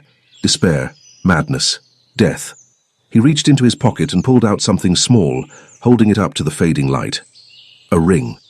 Gold and tarnished, but with a crest still visible on its surface. This belonged to a duke, too. Found it in a cave on the southern shore, clutched in the hand of a skeleton wearing the remains of very fine clothes. Beckett's smile was terrible. "I wonder if he was as noble as you, if he tried as hard to save everyone, if it made any difference in the end." Alexander took a step back, and Evelyn saw something she'd never seen in him before. Fear, not of Beckett, but of the truth in his words. "The island doesn't want us to leave," Beckett continued, his voice dropping to something almost gentle. "It wants us to stay, to become part of it, and the sooner you accept that, the sooner you can stop fighting and just let go." "No." Evelyn pushed herself to her feet, her legs shaking, but her voice steady. "No, I don't accept that. I refuse to believe we're meant to die here. Why?" Beckett turned those fever-bright eyes on her. "Because you're special? Because you're a lady and he's a duke, and surely fate wouldn't be so cruel to people of your station?" His laugh was bitter. "The island doesn't care about titles. It doesn't care about nobility or courage or love. It just takes what it wants." "Then let it try." Alexander's voice cut through the darkness like a blade. "Let it try to take us, because I won't go quietly. I won't give up, and I sure as hell won't let it have her." The last words were directed at Beckett, but his eyes found Evelyn's as he said them, and in that look was everything, protection and possession, and something deeper that made her breath catch. Beckett studied them both for a long moment. Then he shook his head, something like pity in his expression. "Then you'll die fighting," he said quietly, "and I'll bury you next to all the others who thought they were different, who thought they could beat the island through sheer force of will." He turned and walked away, disappearing down the path toward camp, leaving them alone on the outcropping with the dying fire and the empty horizon. Evelyn felt Alexander's arm come around her, pulling her close. She went willingly, burying her face in his chest, breathing in the scent of smoke and salt and him. His heart thundered beneath her ear, too fast, betraying the calm he was trying to project. "He's wrong," Alexander murmured into her hair. "He has to be wrong. And if he's not—" Evelyn pulled back just enough to look up at him. If the island really is what he says it is. Alexander's hand came up to cup her face, his thumb brushing across her cheekbone with devastating gentleness. Then we have each other, for however long we have, and that has to be enough. Alexander. His name came out as barely more than a breath. He leaned down slowly, giving her every chance to pull away. But she didn't. Couldn't. She'd been half in love with him since the moment he'd pulled her from the water, and fully in love since the night he'd held her hand in the darkness and promised her they'd survive together. His lips touched hers, soft and careful, a question more than a demand. And she answered by rising on her toes, her hands fisting in his shirt, pulling him closer. The kiss deepened, and suddenly gentle wasn't enough. Alexander's arm tightened around her waist, lifting her against him, and she opened to him without reservation. He tasted like smoke and desperation and hope, terrible, beautiful hope that they might have something worth saving. When they finally broke apart, both breathing hard, the stars had come out overhead. The fire had burned down to coals, and the world had narrowed to just the two of them, clinging to each other on the edge of darkness. "I should apologize," Alexander said roughly, his forehead resting against hers. "Don't you dare." Evelyn's fingers traced the strong line of his jaw, the scrape of stubble rough against her skin. "Don't you dare apologize for the first good thing that's happened since we ended up in this nightmare." His laugh was short and surprised. "You're extraordinary, you know that?" "I'm terrified." The admission cost her, but she owed him honesty. "I'm terrified that Beckett is right. That we'll never leave here. That we'll end up like those 7 in the ruins, or the Duke in the cave, or all the others he found. I'm terrified that I'll lose you before I've even had a chance to—" She stopped, the words too big and too frightening to say aloud. But Alexander heard them anyway. She saw it in his eyes, in the way his expression softened into something that made her heart ache. "You won't lose me," he promised. "Not to the island, not to madness, not to anything. We're going to survive this, Evelyn. And when we do, when we get back to London, I'm going to court you properly, with flowers and carefully chaperoned visits and all the ridiculous rules society demands." Despite everything, she found herself smiling. "That sounds terrible." "It does, doesn't it?" He smiled back, and it transformed his face, making him look younger, less burdened. "But I'll endure it. For you. For me," she repeated softly, the words a vow. They stood there as the night deepened, neither wanting to return to camp and the uncomfortable reality of Beckett's presence. But eventually the cold drove them down, and they made their way back through the darkened forest. They found Beckett sitting by the fire, sharpening his knife with methodical, precise strokes.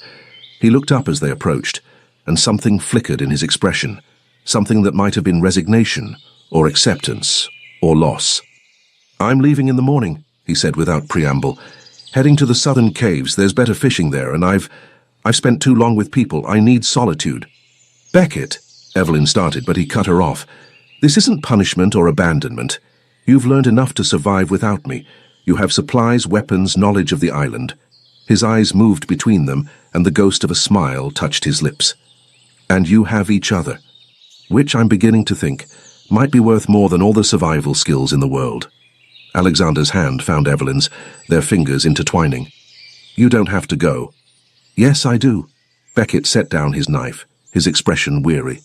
3 years alone broke something in me, and watching you two, it reminds me of what I lost, of the man I was before this island got its hooks into me. Better I leave before I become the thing that destroys what you're building." "You think you'd hurt us?" Evelyn asked quietly. Beckett's smile was sad. "I think I'm capable of things I never imagined. I think the island whispers suggestions when you're alone long enough. And I think, if a choice came down to your survival or mine—" He shook his head. "I'd rather not find out what I'd choose." The honesty of it struck Evelyn silent. "I'll leave you most of the supplies," Beckett continued. "Keep the pistol. You'll need it more than I will. And if you see another ship, if you somehow manage to signal rescue—" He paused, swallowing hard. "Send someone back for me, if you can, if you remember." "We'll remember," Alexander said firmly, "and we'll send help. I give you my word." "The word of a duke." Beckett's laugh was soft and almost fond. "Once upon a time, that would have meant something to me. Maybe it still does." He stood, extending his hand. Alexander took it without hesitation, and they shook.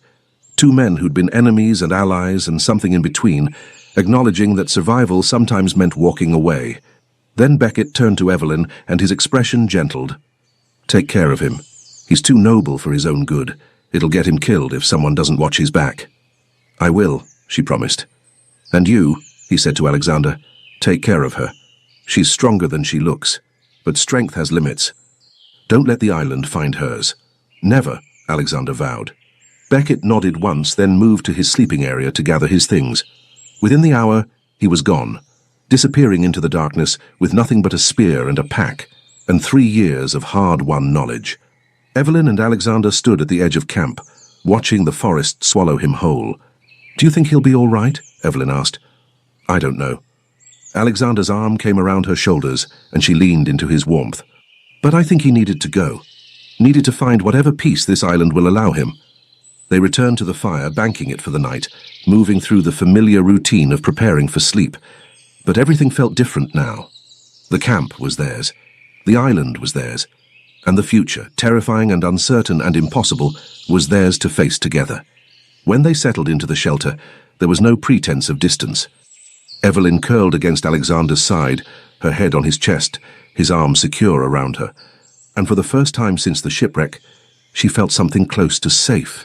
"Tell me something," she murmured into the darkness. "Something from before. Something good." Alexander was quiet for a moment, his fingers playing idly with her hair. "My brother," he said finally. "James. He was 3 years younger than me and absolutely fearless. When we were boys, he convinced me to steal our father's best horses and race them across the estate. We nearly killed ourselves, and the horses, but God, it was glorious." Evelyn smiled, imagining it. "What happened to him?" "Waterloo. He was a lieutenant, led a cavalry charge against French artillery." Alexander's voice had gone rough. "They said he died instantly. I hope that's true. I hope he didn't suffer." "I'm sorry." "So am I." He pressed a kiss to the top of her head. "He would have liked you, would have said I was too serious and you were exactly what I needed." "Was he right?" "Yes." The answer came without hesitation. "God help me, yes." Evelyn tilted her head back, finding his face in the darkness. "I was wrong about you, you know. When we first met, I thought you were cold, heartless, but you're not. You're just careful, guarded, like you're afraid if you let people see the real you, they'll use it against you." His hand cupped her cheek, his thumb tracing the curve of her lower lip. "And you're too brave for your own good, too reckless, like you're trying to prove you're not the delicate lady everyone expects you to be." "Maybe I am. Then we're both playing roles." He leaned down, his breath warm against her mouth, but not with each other, not anymore. The kiss was different this time, slower, deeper, full of promise and longing, and all the things they couldn't say aloud. When they finally broke apart, Evelyn's heart was racing and her skin felt too hot despite the cool night air. "We should sleep," Alexander murmured, but made no move to pull away. "We should," Evelyn agreed, but her fingers traced patterns on his chest, feeling the strong, steady beat of his heart. They lay tangled together in the darkness, neither quite sleeping, neither quite awake, aware of each other in every breath, every shift, every moment. And outside the island whispered through the trees, watching, waiting, hungry. The days after Beckett's departure blurred together in a rhythm of survival and discovery. Without his presence, the camp felt both emptier and more intimate. Evelyn and Alexander worked side by side, learning through trial and error what Beckett had tried to teach them. They caught fish in nets woven from stripped vines. They foraged for edible plants, making mistakes that left them sick, but wiser. They reinforced the shelter against the afternoon rains that came with increasing frequency. And through it all, they grew closer. Not just in proximity, though there was that too, the way their hands would brush while working, the way they'd sit near enough that their shoulders touched by the fire, the way they'd fall asleep tangled together each night as if afraid to let go. But something deeper, a knowing that came from seeing each other at their worst and choosing to stay anyway. Evelyn learned that Alexander talked in his sleep, muttering orders to men long dead, calling his brother's name with a desperation that broke her heart.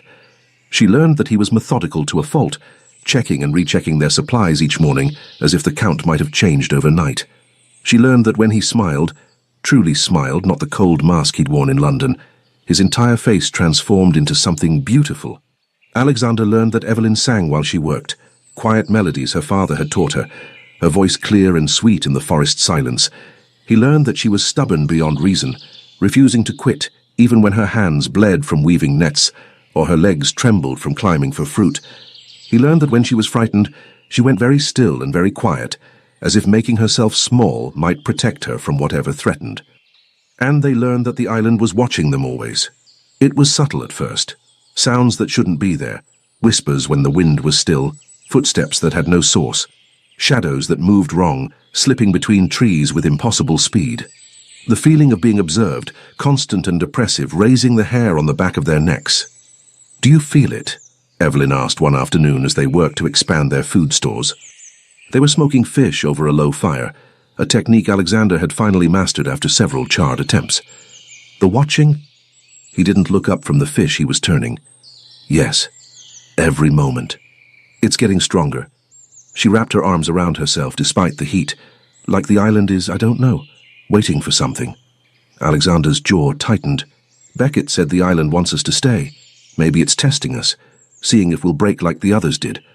And if we don't break, then we survive. He finally looked at her, and the intensity in his eyes made her breath catch. We survive, and we get off this island, and we live. Together. That's not negotiable. The certainty in his voice should have reassured her, but Evelyn couldn't shake the feeling that the island had other plans. That night, the dreams came. Evelyn found herself standing in the ruins, though she knew she was asleep, knew this couldn't be real. The stones glowed with that same sickly green light, and the carvings actually moved, writhing across the surface like living things. And the voice. Oh God, the voice. It spoke directly into her mind, bypassing her ears entirely.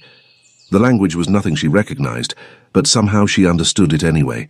It promised things, beautiful things, peace, rest, an end to struggle and fear, and the constant exhausting work of survival.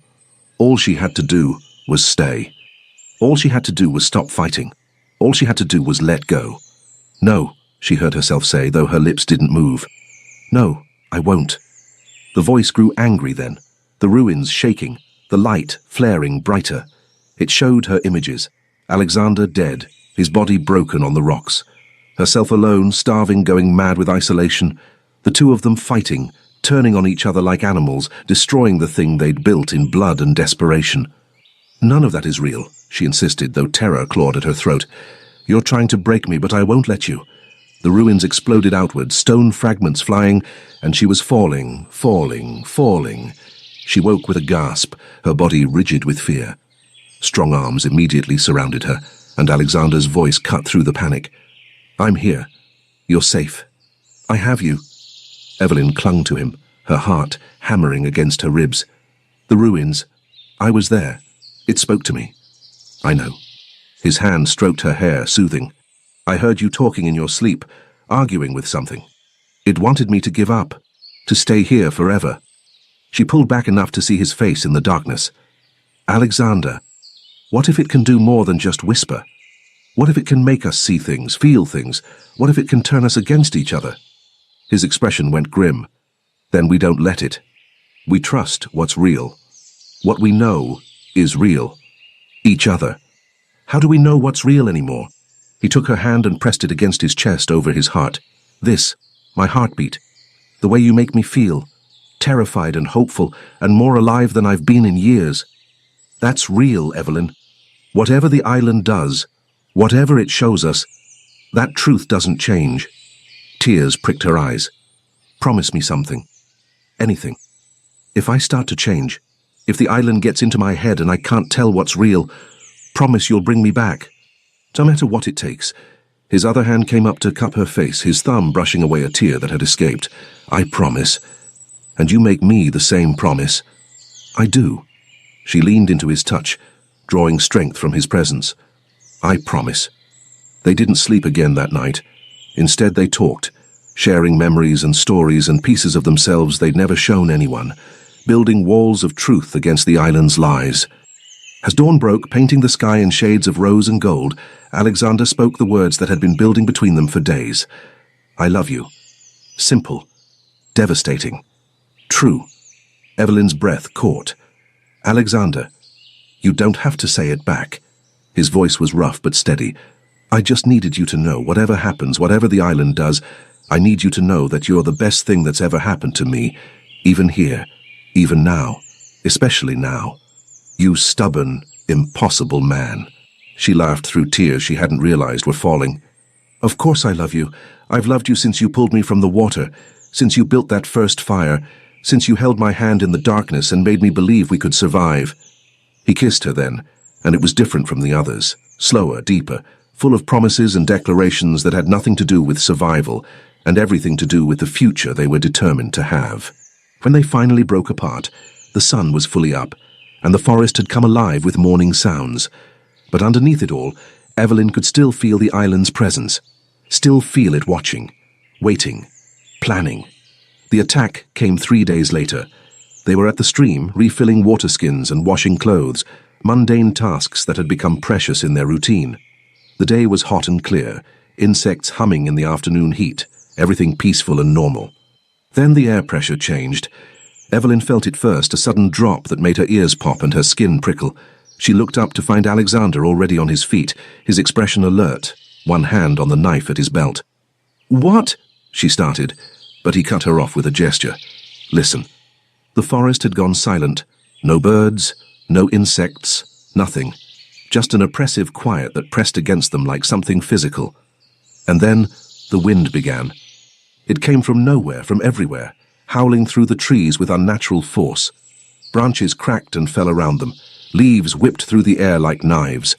The stream, so calm moments before, began to churn and froth as if something thrashed beneath its surface. "The shelter!"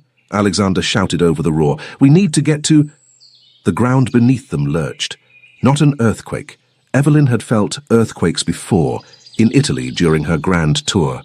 This was different, deliberate, as if the island itself was shrugging them off like an unwanted pest. She stumbled, and Alexander caught her, his arm an iron band around her waist.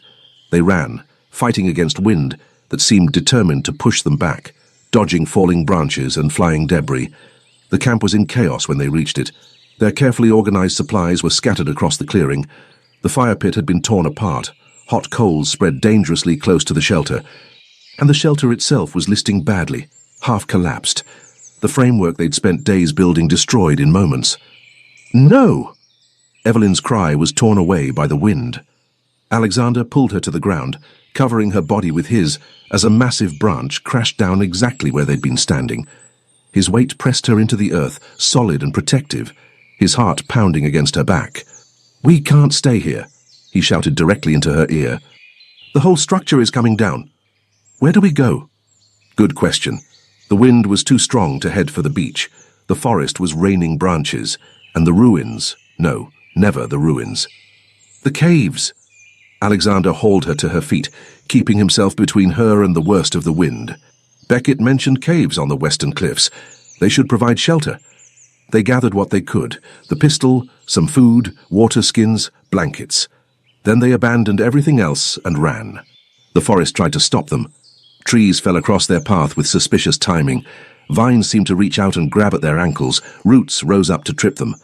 But Alexander moved with military precision, choosing paths that avoided the worst of it, his hand locked on hers like a lifeline. They burst out of the trees onto the western cliffs just as the rain began, not a gentle shower, but a deluge that drenched them instantly and made the rocks treacherous. Below them, waves as tall as buildings crashed against the shore, sending spray 50 feet into the air. "There!" Evelyn spotted it, a dark opening in the cliff face, partially hidden by an outcropping. "There's a cave!" They scrambled across the slick rocks, every step a calculated risk. Twice Evelyn nearly fell, and twice Alexander's grip saved her. Once he slipped, and she braced herself against a boulder to hold his weight until he found purchase again. The cave entrance was narrow, barely wide enough for them to squeeze through, but inside it opened into a larger chamber. Not spacious, but dry and protected from the storm's fury. They collapsed just inside, gasping, soaked to the skin, adrenaline making them shake. Outside the storm raged. Thunder cracked so loud it shook the stone beneath them. Lightning painted the world in stark flashes of white. And underneath it all, Evelyn could swear she heard it, that same resonant sound from the ruins, deep and ominous and wrong. "The island," she gasped, still trying to catch her breath. It did this. This isn't a natural storm. I know. Alexander was checking their supplies with hands that trembled slightly. It's trying to drive us somewhere, or kill us. I'm not sure which. Both, maybe. Evelyn wrapped one of the salvaged blankets around her shoulders. We can't keep running, Alexander. Eventually we'll run out of places to hide.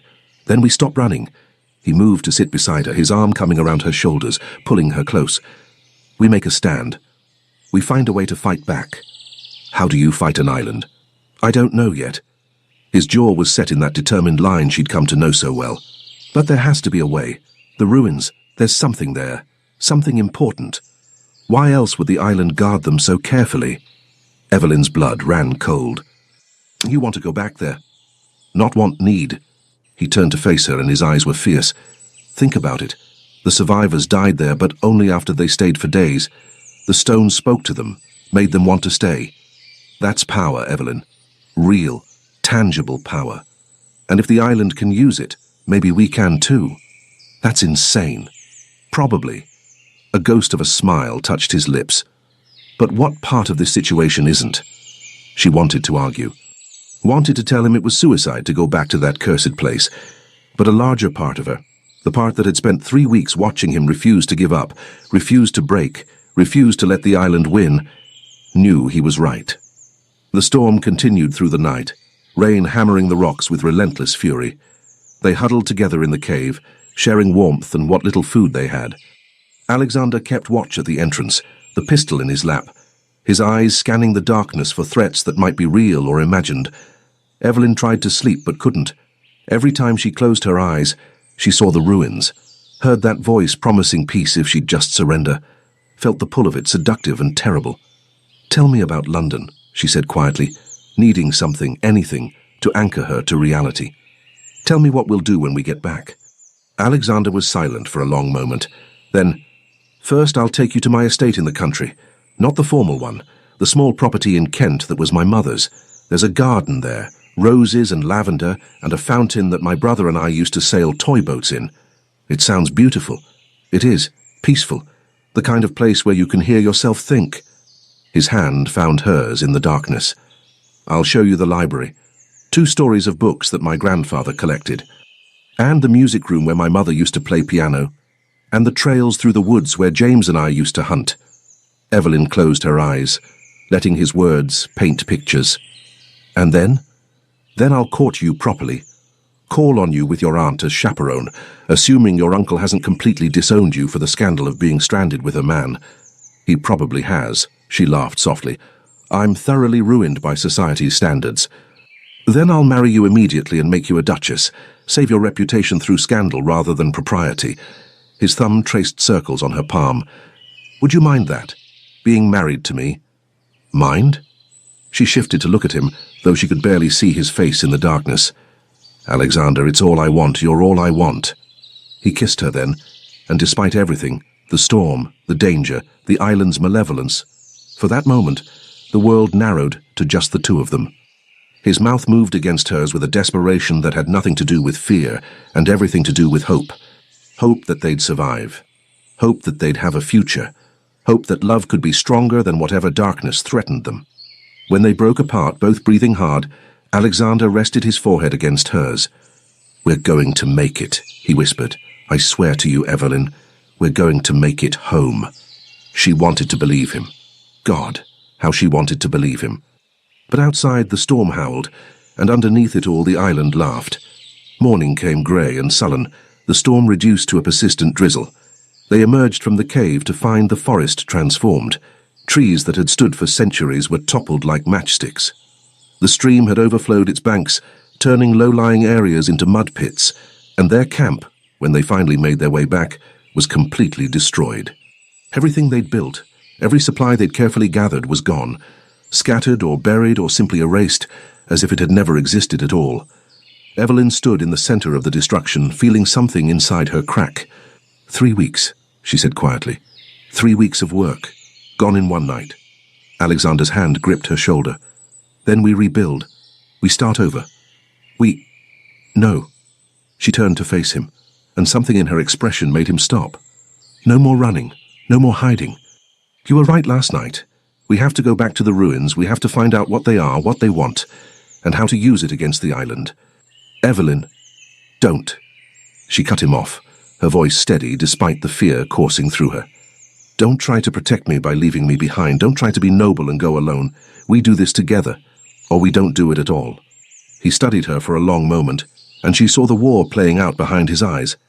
The need to keep her safe, fighting against the knowledge that she was right, that separation would doom them both.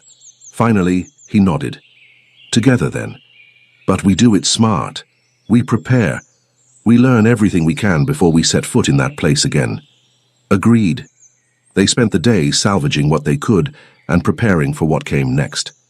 Alexander checked and rechecked the pistol, making sure the powder was still dry, the mechanism still functional. Evelyn gathered plants she'd learned had protective properties, probably useless against whatever supernatural force guarded the ruins, but it made her feel like she was doing something. As the sun began its descent toward the horizon, they stood at the forest's edge, looking toward the northeast, where the ruins waited. Last chance to change your mind, Alexander said quietly. Evelyn took his hand, lacing their fingers together. Not a chance. Then let's go face whatever the island has in store. Together they walked into the forest, toward the ruins and the answers they contained, neither knowing if they would return, but knowing at least that they wouldn't die alone. The ruins looked different at dusk. The stones seemed to absorb the fading light rather than reflect it, creating pools of shadow that were too dark, too deep. The carvings had changed, or perhaps Evelyn's perception of them had changed, and now she could almost read them, almost understand the patterns that writhed across the ancient surface. Almost. We stay together, Alexander said, his voice low and tense. The pistol was in his hand, though they both knew it would be useless against whatever they faced here. No matter what we see or hear, we don't separate. Understood? Understood. Evelyn's fingers tightened on the knife Beckett had given her.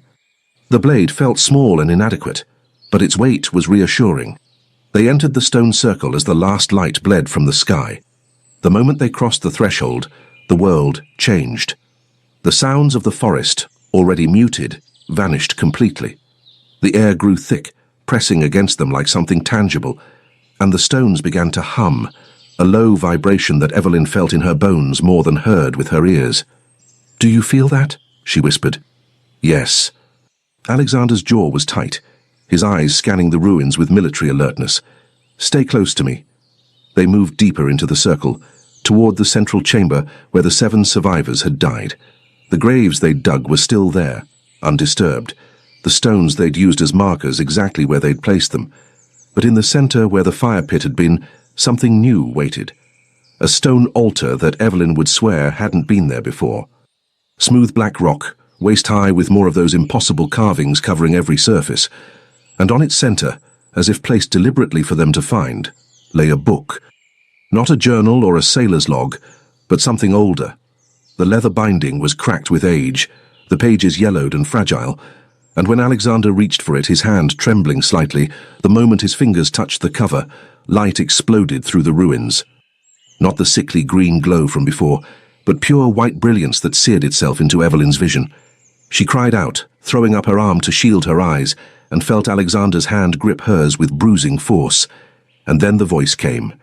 Not the seductive whisper from her dreams, but something vast and ancient and utterly inhuman. It spoke directly into their minds, bypassing language entirely, pouring knowledge and memory and terrible understanding into them like water into vessels too small to contain it. Evelyn saw the island's history unfold in flashes. A civilization thousands of years ago, building the ruins as a temple to something they worshipped and feared in equal measure. A gateway between worlds, between life and death, between what was and what could be. Rituals performed under blood moons, sacrifices made willingly by those who believed it would grant them immortality. And it worked, after a fashion. Their consciousness bound to the island itself, preserved but twisted, hungry for the warmth and life and humanity they'd surrendered. Ships drawn here over centuries, by currents that shouldn't exist. Survivors who thought they'd found refuge, only to discover they'd found a prison. The island feeding on their hope, their fear, their desperate will to survive, growing stronger with each soul that broke beneath its weight. And at the center of it all, the choice. The same choice offered to every castaway who'd ever set foot on this cursed shore. Surrender your humanity and live forever as part of the island, or cling to what you are and eventually die, your essence feeding the ancient consciousness that slumbered in the stones. The vision stopped as abruptly as they'd begun, and Evelyn found herself on her knees, gasping, tears streaming down her face.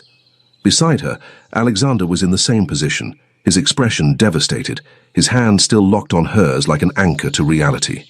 "Dear God," he breathed, "they weren't lying, any of them. The island really is, it's alive. It's been alive for millennia. And it wants us." Evelyn's voice shook.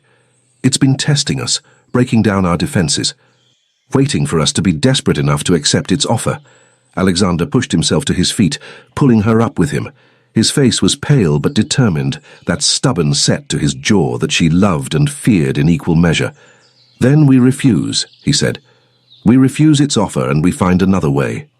The ruins shuddered, and that vast presence pressed down on them with crushing weight. The stones began to glow again, brighter and brighter, and the humming grew to a roar that threatened to split their skulls. "There is no other way." The words weren't spoken, but felt, reverberating through every cell of their bodies. "You will choose. All who come here choose. Surrender or starve, submit or suffer, become part of us or become nothing." "No!" Evelyn shouted into the maelstrom of light and sound. "There's always another way, we'll find it. Will you?" And suddenly the light coalesced, taking shape before them. Not a physical form, but an impression of presence, something vast and hungry and infinitely patient, regarding them with interest that was almost clinical. "Your love, so bright, so rare, so delicious." The words dripped with sick satisfaction, and Evelyn felt Alexander's hand tighten on hers to the point of pain. "We have watched you, tested you, the storm, the ruins, the despair, everything designed to break you apart, but you remain together, fascinating." "Get out of my head," Alexander growled, raising the pistol, though both of them knew it was useless. "Get out, or I'll—" "You'll what? Shoot us? We are the island. We are the stones and the trees and the very ground beneath your feet. You cannot kill us. You cannot escape us. You can only choose." The presence shifted, and suddenly Evelyn could see it. Really see it. Not one consciousness, but hundreds, thousands, all the souls that had surrendered to the island over the centuries. Their individuality eroded until they were nothing but hunger and malice and the hollow echo of what they'd once been. "Look upon us and see your future. Join us and your love will last forever. Refuse and it will die with your bodies. Which do you choose?" Evelyn looked at Alexander and saw her own horror reflected in his eyes.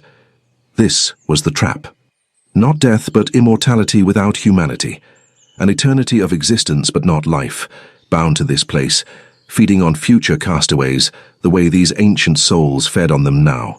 "No," she said quietly. "Neither. We choose neither. There is no third option. Then we make one." Alexander's voice was steady despite the tremor in his hands. "You say we can't escape. You say we can't kill you. But you're here, bargaining with us, which means you want something. Which means you're not as all-powerful as you pretend." The presence recoiled slightly, and for the first time Evelyn felt something from it that might have been uncertainty. "Careful, Duke. Your arrogance isn't arrogance if it's true." Alexander pulled Evelyn closer, his arm around her waist, his body positioned protectively between her and the presence. "You feed on souls, on consciousness, on the life force of those who die here. But we're still alive, still fighting. Which means you haven't won yet. Which means there's a way out you're not telling us about." Silence, oppressive and heavy and charged with malevolence. Then, "Clever, too clever. Perhaps we should have broken you when we had the chance." "Too late now." Alexander's smile was cold and sharp. "Tell us how to leave, or we'll find a way to hurt you." "I don't know how yet, but I will. That's a promise." "You would threaten us?" "I would burn this entire island to bedrock if it meant protecting her." His voice dropped to something deadly. "Test me, please." The presence seemed to consider this. Then, slowly, the crushing weight eased. The light dimmed. And when the voice came again, it was different, less certain, less monstrous, almost regretful. "There is a way. There has always been a way, but no one has ever been strong enough to take it." "Tell us," Evelyn demanded, finding her voice. "The book. The one on the altar. It contains the ritual that created us, and within it the means to unmake what was made. Alexander moved to the altar, Evelyn at his side, and carefully opened the ancient tome. The pages were covered in symbols similar to those on the stones, but as they looked, the meaning became clear, as if the island itself was translating for them. A ritual, complex and demanding and terribly dangerous. Blood from those who resist. Evelyn read aloud, her voice shaking. Offered freely at the place of power, spoken words to sever the binding between stone and soul. And a sacrifice, the presence added, and now there was something like satisfaction in its tone. Always a sacrifice. One life given willingly to break the chains of thousands. Evelyn's blood ran cold. No, it is the only way. One of you must stay, must give yourself to the island completely, and in dying your soul, pure and uncorrupted, will shatter the binding. The others will be free. The island will lose its power. And the one who stays, Alexander asked quietly, will cease to be, not joining us, not immortal, simply gone, erased. The price of freedom for all others. Evelyn and Alexander looked at each other, and she saw the decision forming in his eyes even before he spoke. No, she said firmly, absolutely not. Evelyn, don't you dare. Her voice cracked. Don't you dare try to be noble and sacrifice yourself. I won't allow it. And I won't allow you to do it either. His hands came up to frame her face, gentle despite the desperation in his eyes. Which means we find another way. There has to be another way. There is not. One must die. That is the price. That has always been the price. Then we both stay, Evelyn said, the decision forming as she spoke it. Neither of us leaves. We refuse your bargain entirely. Then you both die, slowly, painfully, and your souls become ours anyway. Is that truly preferable? Alexander's jaw was set in that stubborn line, and Evelyn knew, absolutely knew, that he was calculating, planning, trying to find a way to trick her into leaving while he stayed behind. She couldn't allow that. The ritual says blood offered freely, she said, an idea forming. It doesn't specify how much blood, or from how many people. Alexander's eyes sharpened. What are you thinking? What if the sacrifice isn't death? What if it's the willingness to die? She turned to face the presence, her heart pounding. You said the ritual requires blood given freely at the place of power and a willing sacrifice. But what if we both offer our blood, both declare our willingness to die for the other? Would that be enough? The presence was silent for a long moment. Then, it has never been attempted. The ritual was designed for one sacrifice, not two. The magic might not what? Alexander pressed. Might not work, or might work too well. We do not know. For the first time since they'd entered the ruins, Evelyn felt something like hope. Then we try it, she said. Both of us. Together. And if it kills us, at least we die breaking your power. At least we die free. Evelyn, wait. Alexander started, but she cut him off. No more arguing. No more noble sacrifices. We started this together, and we end it together. She took his hand, lacing their fingers together. Whatever happens next, it happens to both of us. He stared at her for a long moment, and she saw everything in his eyes. Fear and love and desperate hope, and the knowledge that she was right, that this was the only way. Together, he finally said. Together, she echoed. They turned to the altar, to the ancient book with its terrible ritual, and began to read. The words were complex, the pronunciation challenging, but the island helped, grudgingly as if compelled by the magic of its own making. They learned the phrases, practiced them until they could speak them without hesitation. Then Alexander took his knife and drew it across his palm. Blood welled up, dark and vivid against his skin. He held his hand over the altar, letting drops fall onto the black stone. I offer this freely, he said, his voice steady. My blood, my life, my soul. For her. For everyone trapped here. For freedom. The stones began to glow, pulsing in rhythm with his heartbeat. Evelyn took her own knife with hands that shook and made the same cut. The pain was sharp but distant, less important than what came next. She held her bleeding palm over the altar beside Alexander's. I offer this freely, she said, her voice clear despite her fear. My blood, my life, my soul. For him. For everyone trapped here. For freedom. The glow intensified and the humming grew to a roar. Their blood mixed on the altar, running together, and where it touched, the stone began to crack. "Now!" the presence commanded, and there was something in its tone, not quite fear, but close. "Speak the words, complete the ritual." Together, their voices joining, they spoke the ancient phrases. The language felt wrong in their mouths, harsh and angular, but the power in it was undeniable. With each syllable, the cracks in the stone spread wider. With each word, the glow grew brighter. And with the final phrase, everything exploded. Light and sound and power, all detonating outward from the altar in a wave that threw them backward. Evelyn felt herself lifted, flying through the air, Alexander's hand still locked on hers. They hit the ground hard, pain flaring, but neither let go. The ruins were screaming, or the consciousness within them was. The stones shook and cracked, pieces falling away. The carvings blazed with light so bright it was blinding, and beneath it all, Evelyn could hear thousands of voices crying out. Not in pain, but in release, in freedom. The souls trapped in the island for millennia, finally set free. And then, as suddenly as it had begun, it stopped. The light faded. The sound ceased. The ruins stood silent and still, just stones now, ancient and mysterious, but no longer malevolent, no longer alive. Evelyn lay on the ground, gasping, her entire body aching. Beside her, Alexander stirred, groaning, his hand still holding hers. "Did it work?" she managed. "I don't know." He pushed himself up on one elbow, wincing. The presence, it's gone. I can't feel it anymore." He was right. The oppressive weight that had pressed on them since entering the ruins, since arriving on the island, was absent. The air felt lighter, normal, just air, nothing more. "We did it," Evelyn breathed. "Oh my God, Alexander, we did it." He pulled her up and into his arms, holding her so tightly she could barely breathe. But she didn't care. She clung to him just as fiercely, her face buried in his chest, tears streaming down her face. "I thought we were going to die," she sobbed. I know. He was shaking too, she realized. This impossible, stoic man was trembling in her arms. "But we didn't. We're alive. We're free." They held each other as the night deepened around them, neither willing to let go, both needing the reassurance of touch and warmth and the steady beat of another heart. Eventually, Alexander pulled back, just enough to look at her face.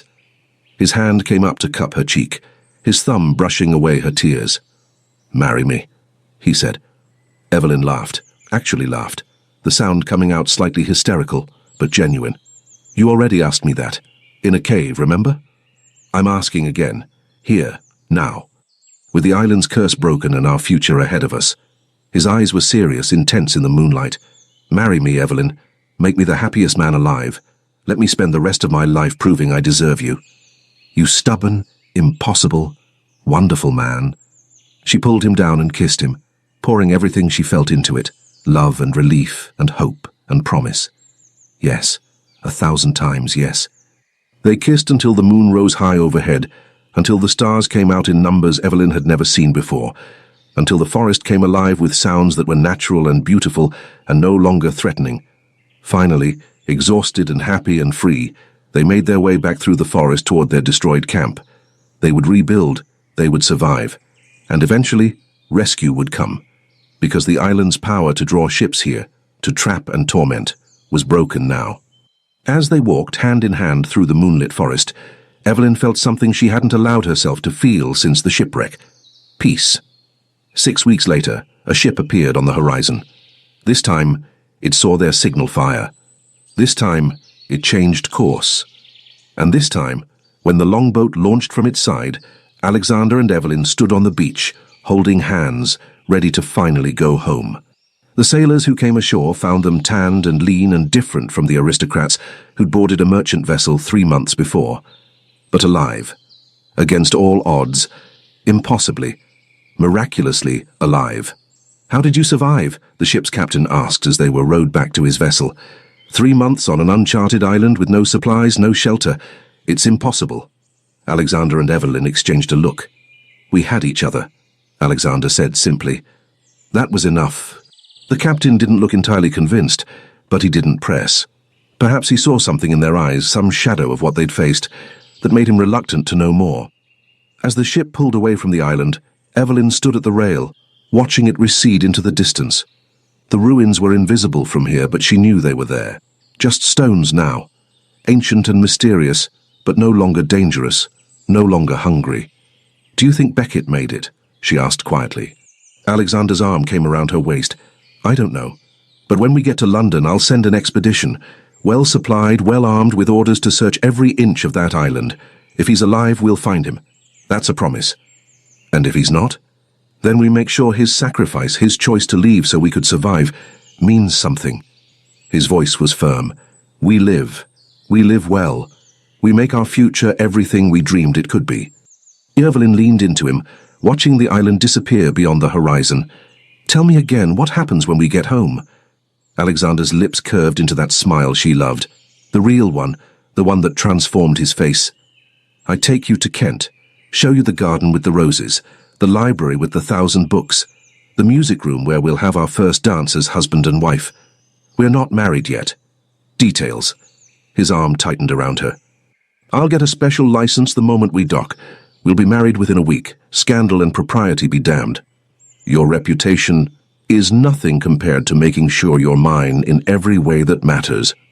He turned her to face him, and the intensity in his eyes stole her breath. "I've faced death with you. I've broken an ancient curse with you.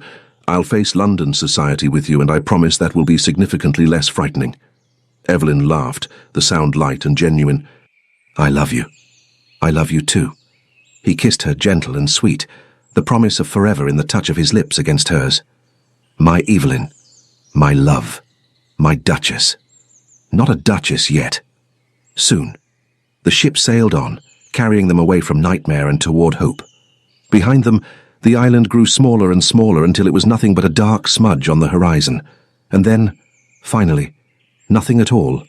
Just empty ocean and open sky and the future stretching endlessly before them. 1 year later, Kent, England. The garden was in full bloom, roses climbing the walls of the estate in shades of cream and pink and deep crimson. Evelyn sat on a stone bench near the fountain, her hand resting on the barely visible swell of her stomach, watching Alexander play with the young boy they'd found in the expedition to the island, Beckett's son. They'd found Thomas Becket in a cave on the southern shore, exactly where he'd said he'd be. Alive but barely, half-starved and feverish, clutching a journal filled with increasingly desperate entries, and beside him, a revelation. A child, perhaps 5 years old, the son of a woman who'd been stranded with him years before. The woman hadn't survived, but the boy had, and Becket had kept him alive through sheer force of will. They'd brought them both home. Becket was recovering, slowly, painfully, his mind scarred by isolation, but healing in the safety of Alexander's estate. And the boy, Charlie, was thriving under their care. "Higher!" Charlie shrieked, as Alexander tossed him into the air and caught him safely. "Higher, Uncle Alex." "Any higher and you'll fly away," Alexander laughed, but he tossed him again anyway, the boy's delighted squeals echoing through the garden. Evelyn smiled, her hand unconsciously moving to her stomach. Their child would be born in winter, a baby conceived not in desperation, but in love, in the peace they'd fought so hard to claim. "You look happy." She glanced up to find Becket standing nearby, leaning on a cane, his expression softer than she'd ever seen it. "I am," she said simply. "Are you?" He considered the question seriously. "I'm healing, learning to be human again, learning to be a father." His eyes moved to Charlie, and something tender crossed his face. "You saved us, both of us. I never thanked you properly for that. You would have done the same. Maybe." He sat down beside her carefully, his movements still stiff from months of malnourishment. "The island, you really broke its power? Destroyed what lived there?" "We did."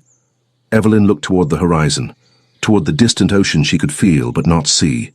"It's just an island now, no curses, no malevolence, just stone and trees and sand." "Good." His voice was fierce. "Good. Let it fade into obscurity. Let it be forgotten. Let the dead finally rest." They sat in comfortable silence, watching Alexander play with Charlie, the afternoon sun warm on their faces. And Evelyn thought about journeys, how they changed you, broke you, remade you into something stronger than you were before. She'd left London a girl running from an arranged marriage. She'd returned a woman who'd faced ancient evil and won. who'd found love in the last place she'd expected, who'd learned that sometimes survival meant more than just staying alive. It meant choosing again and again to be human, to love, to hope.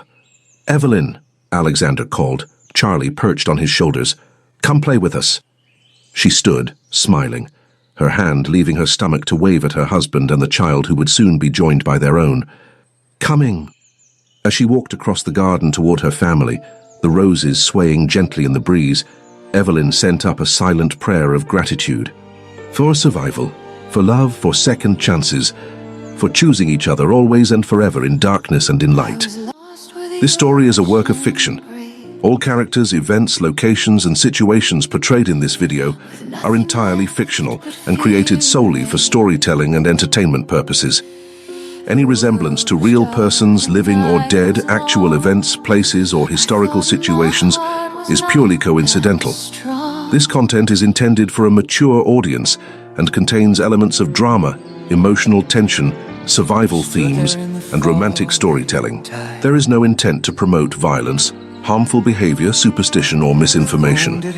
The narrative is presented as a fictional cinematic story, not as historical fact, documentary, or real-life account. All music used in this video is original or properly licensed, and all images and visuals are either AI-generated, royalty-free, or used with appropriate rights. Viewer discretion is advised. Thank you for watching and supporting original storytelling.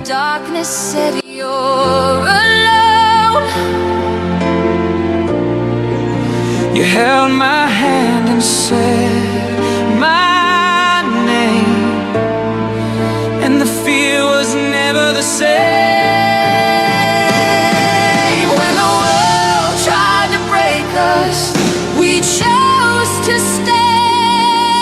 When the storm tried to take us, we found a way. If I had nothing but your breath, I'd face the dark, I'd face my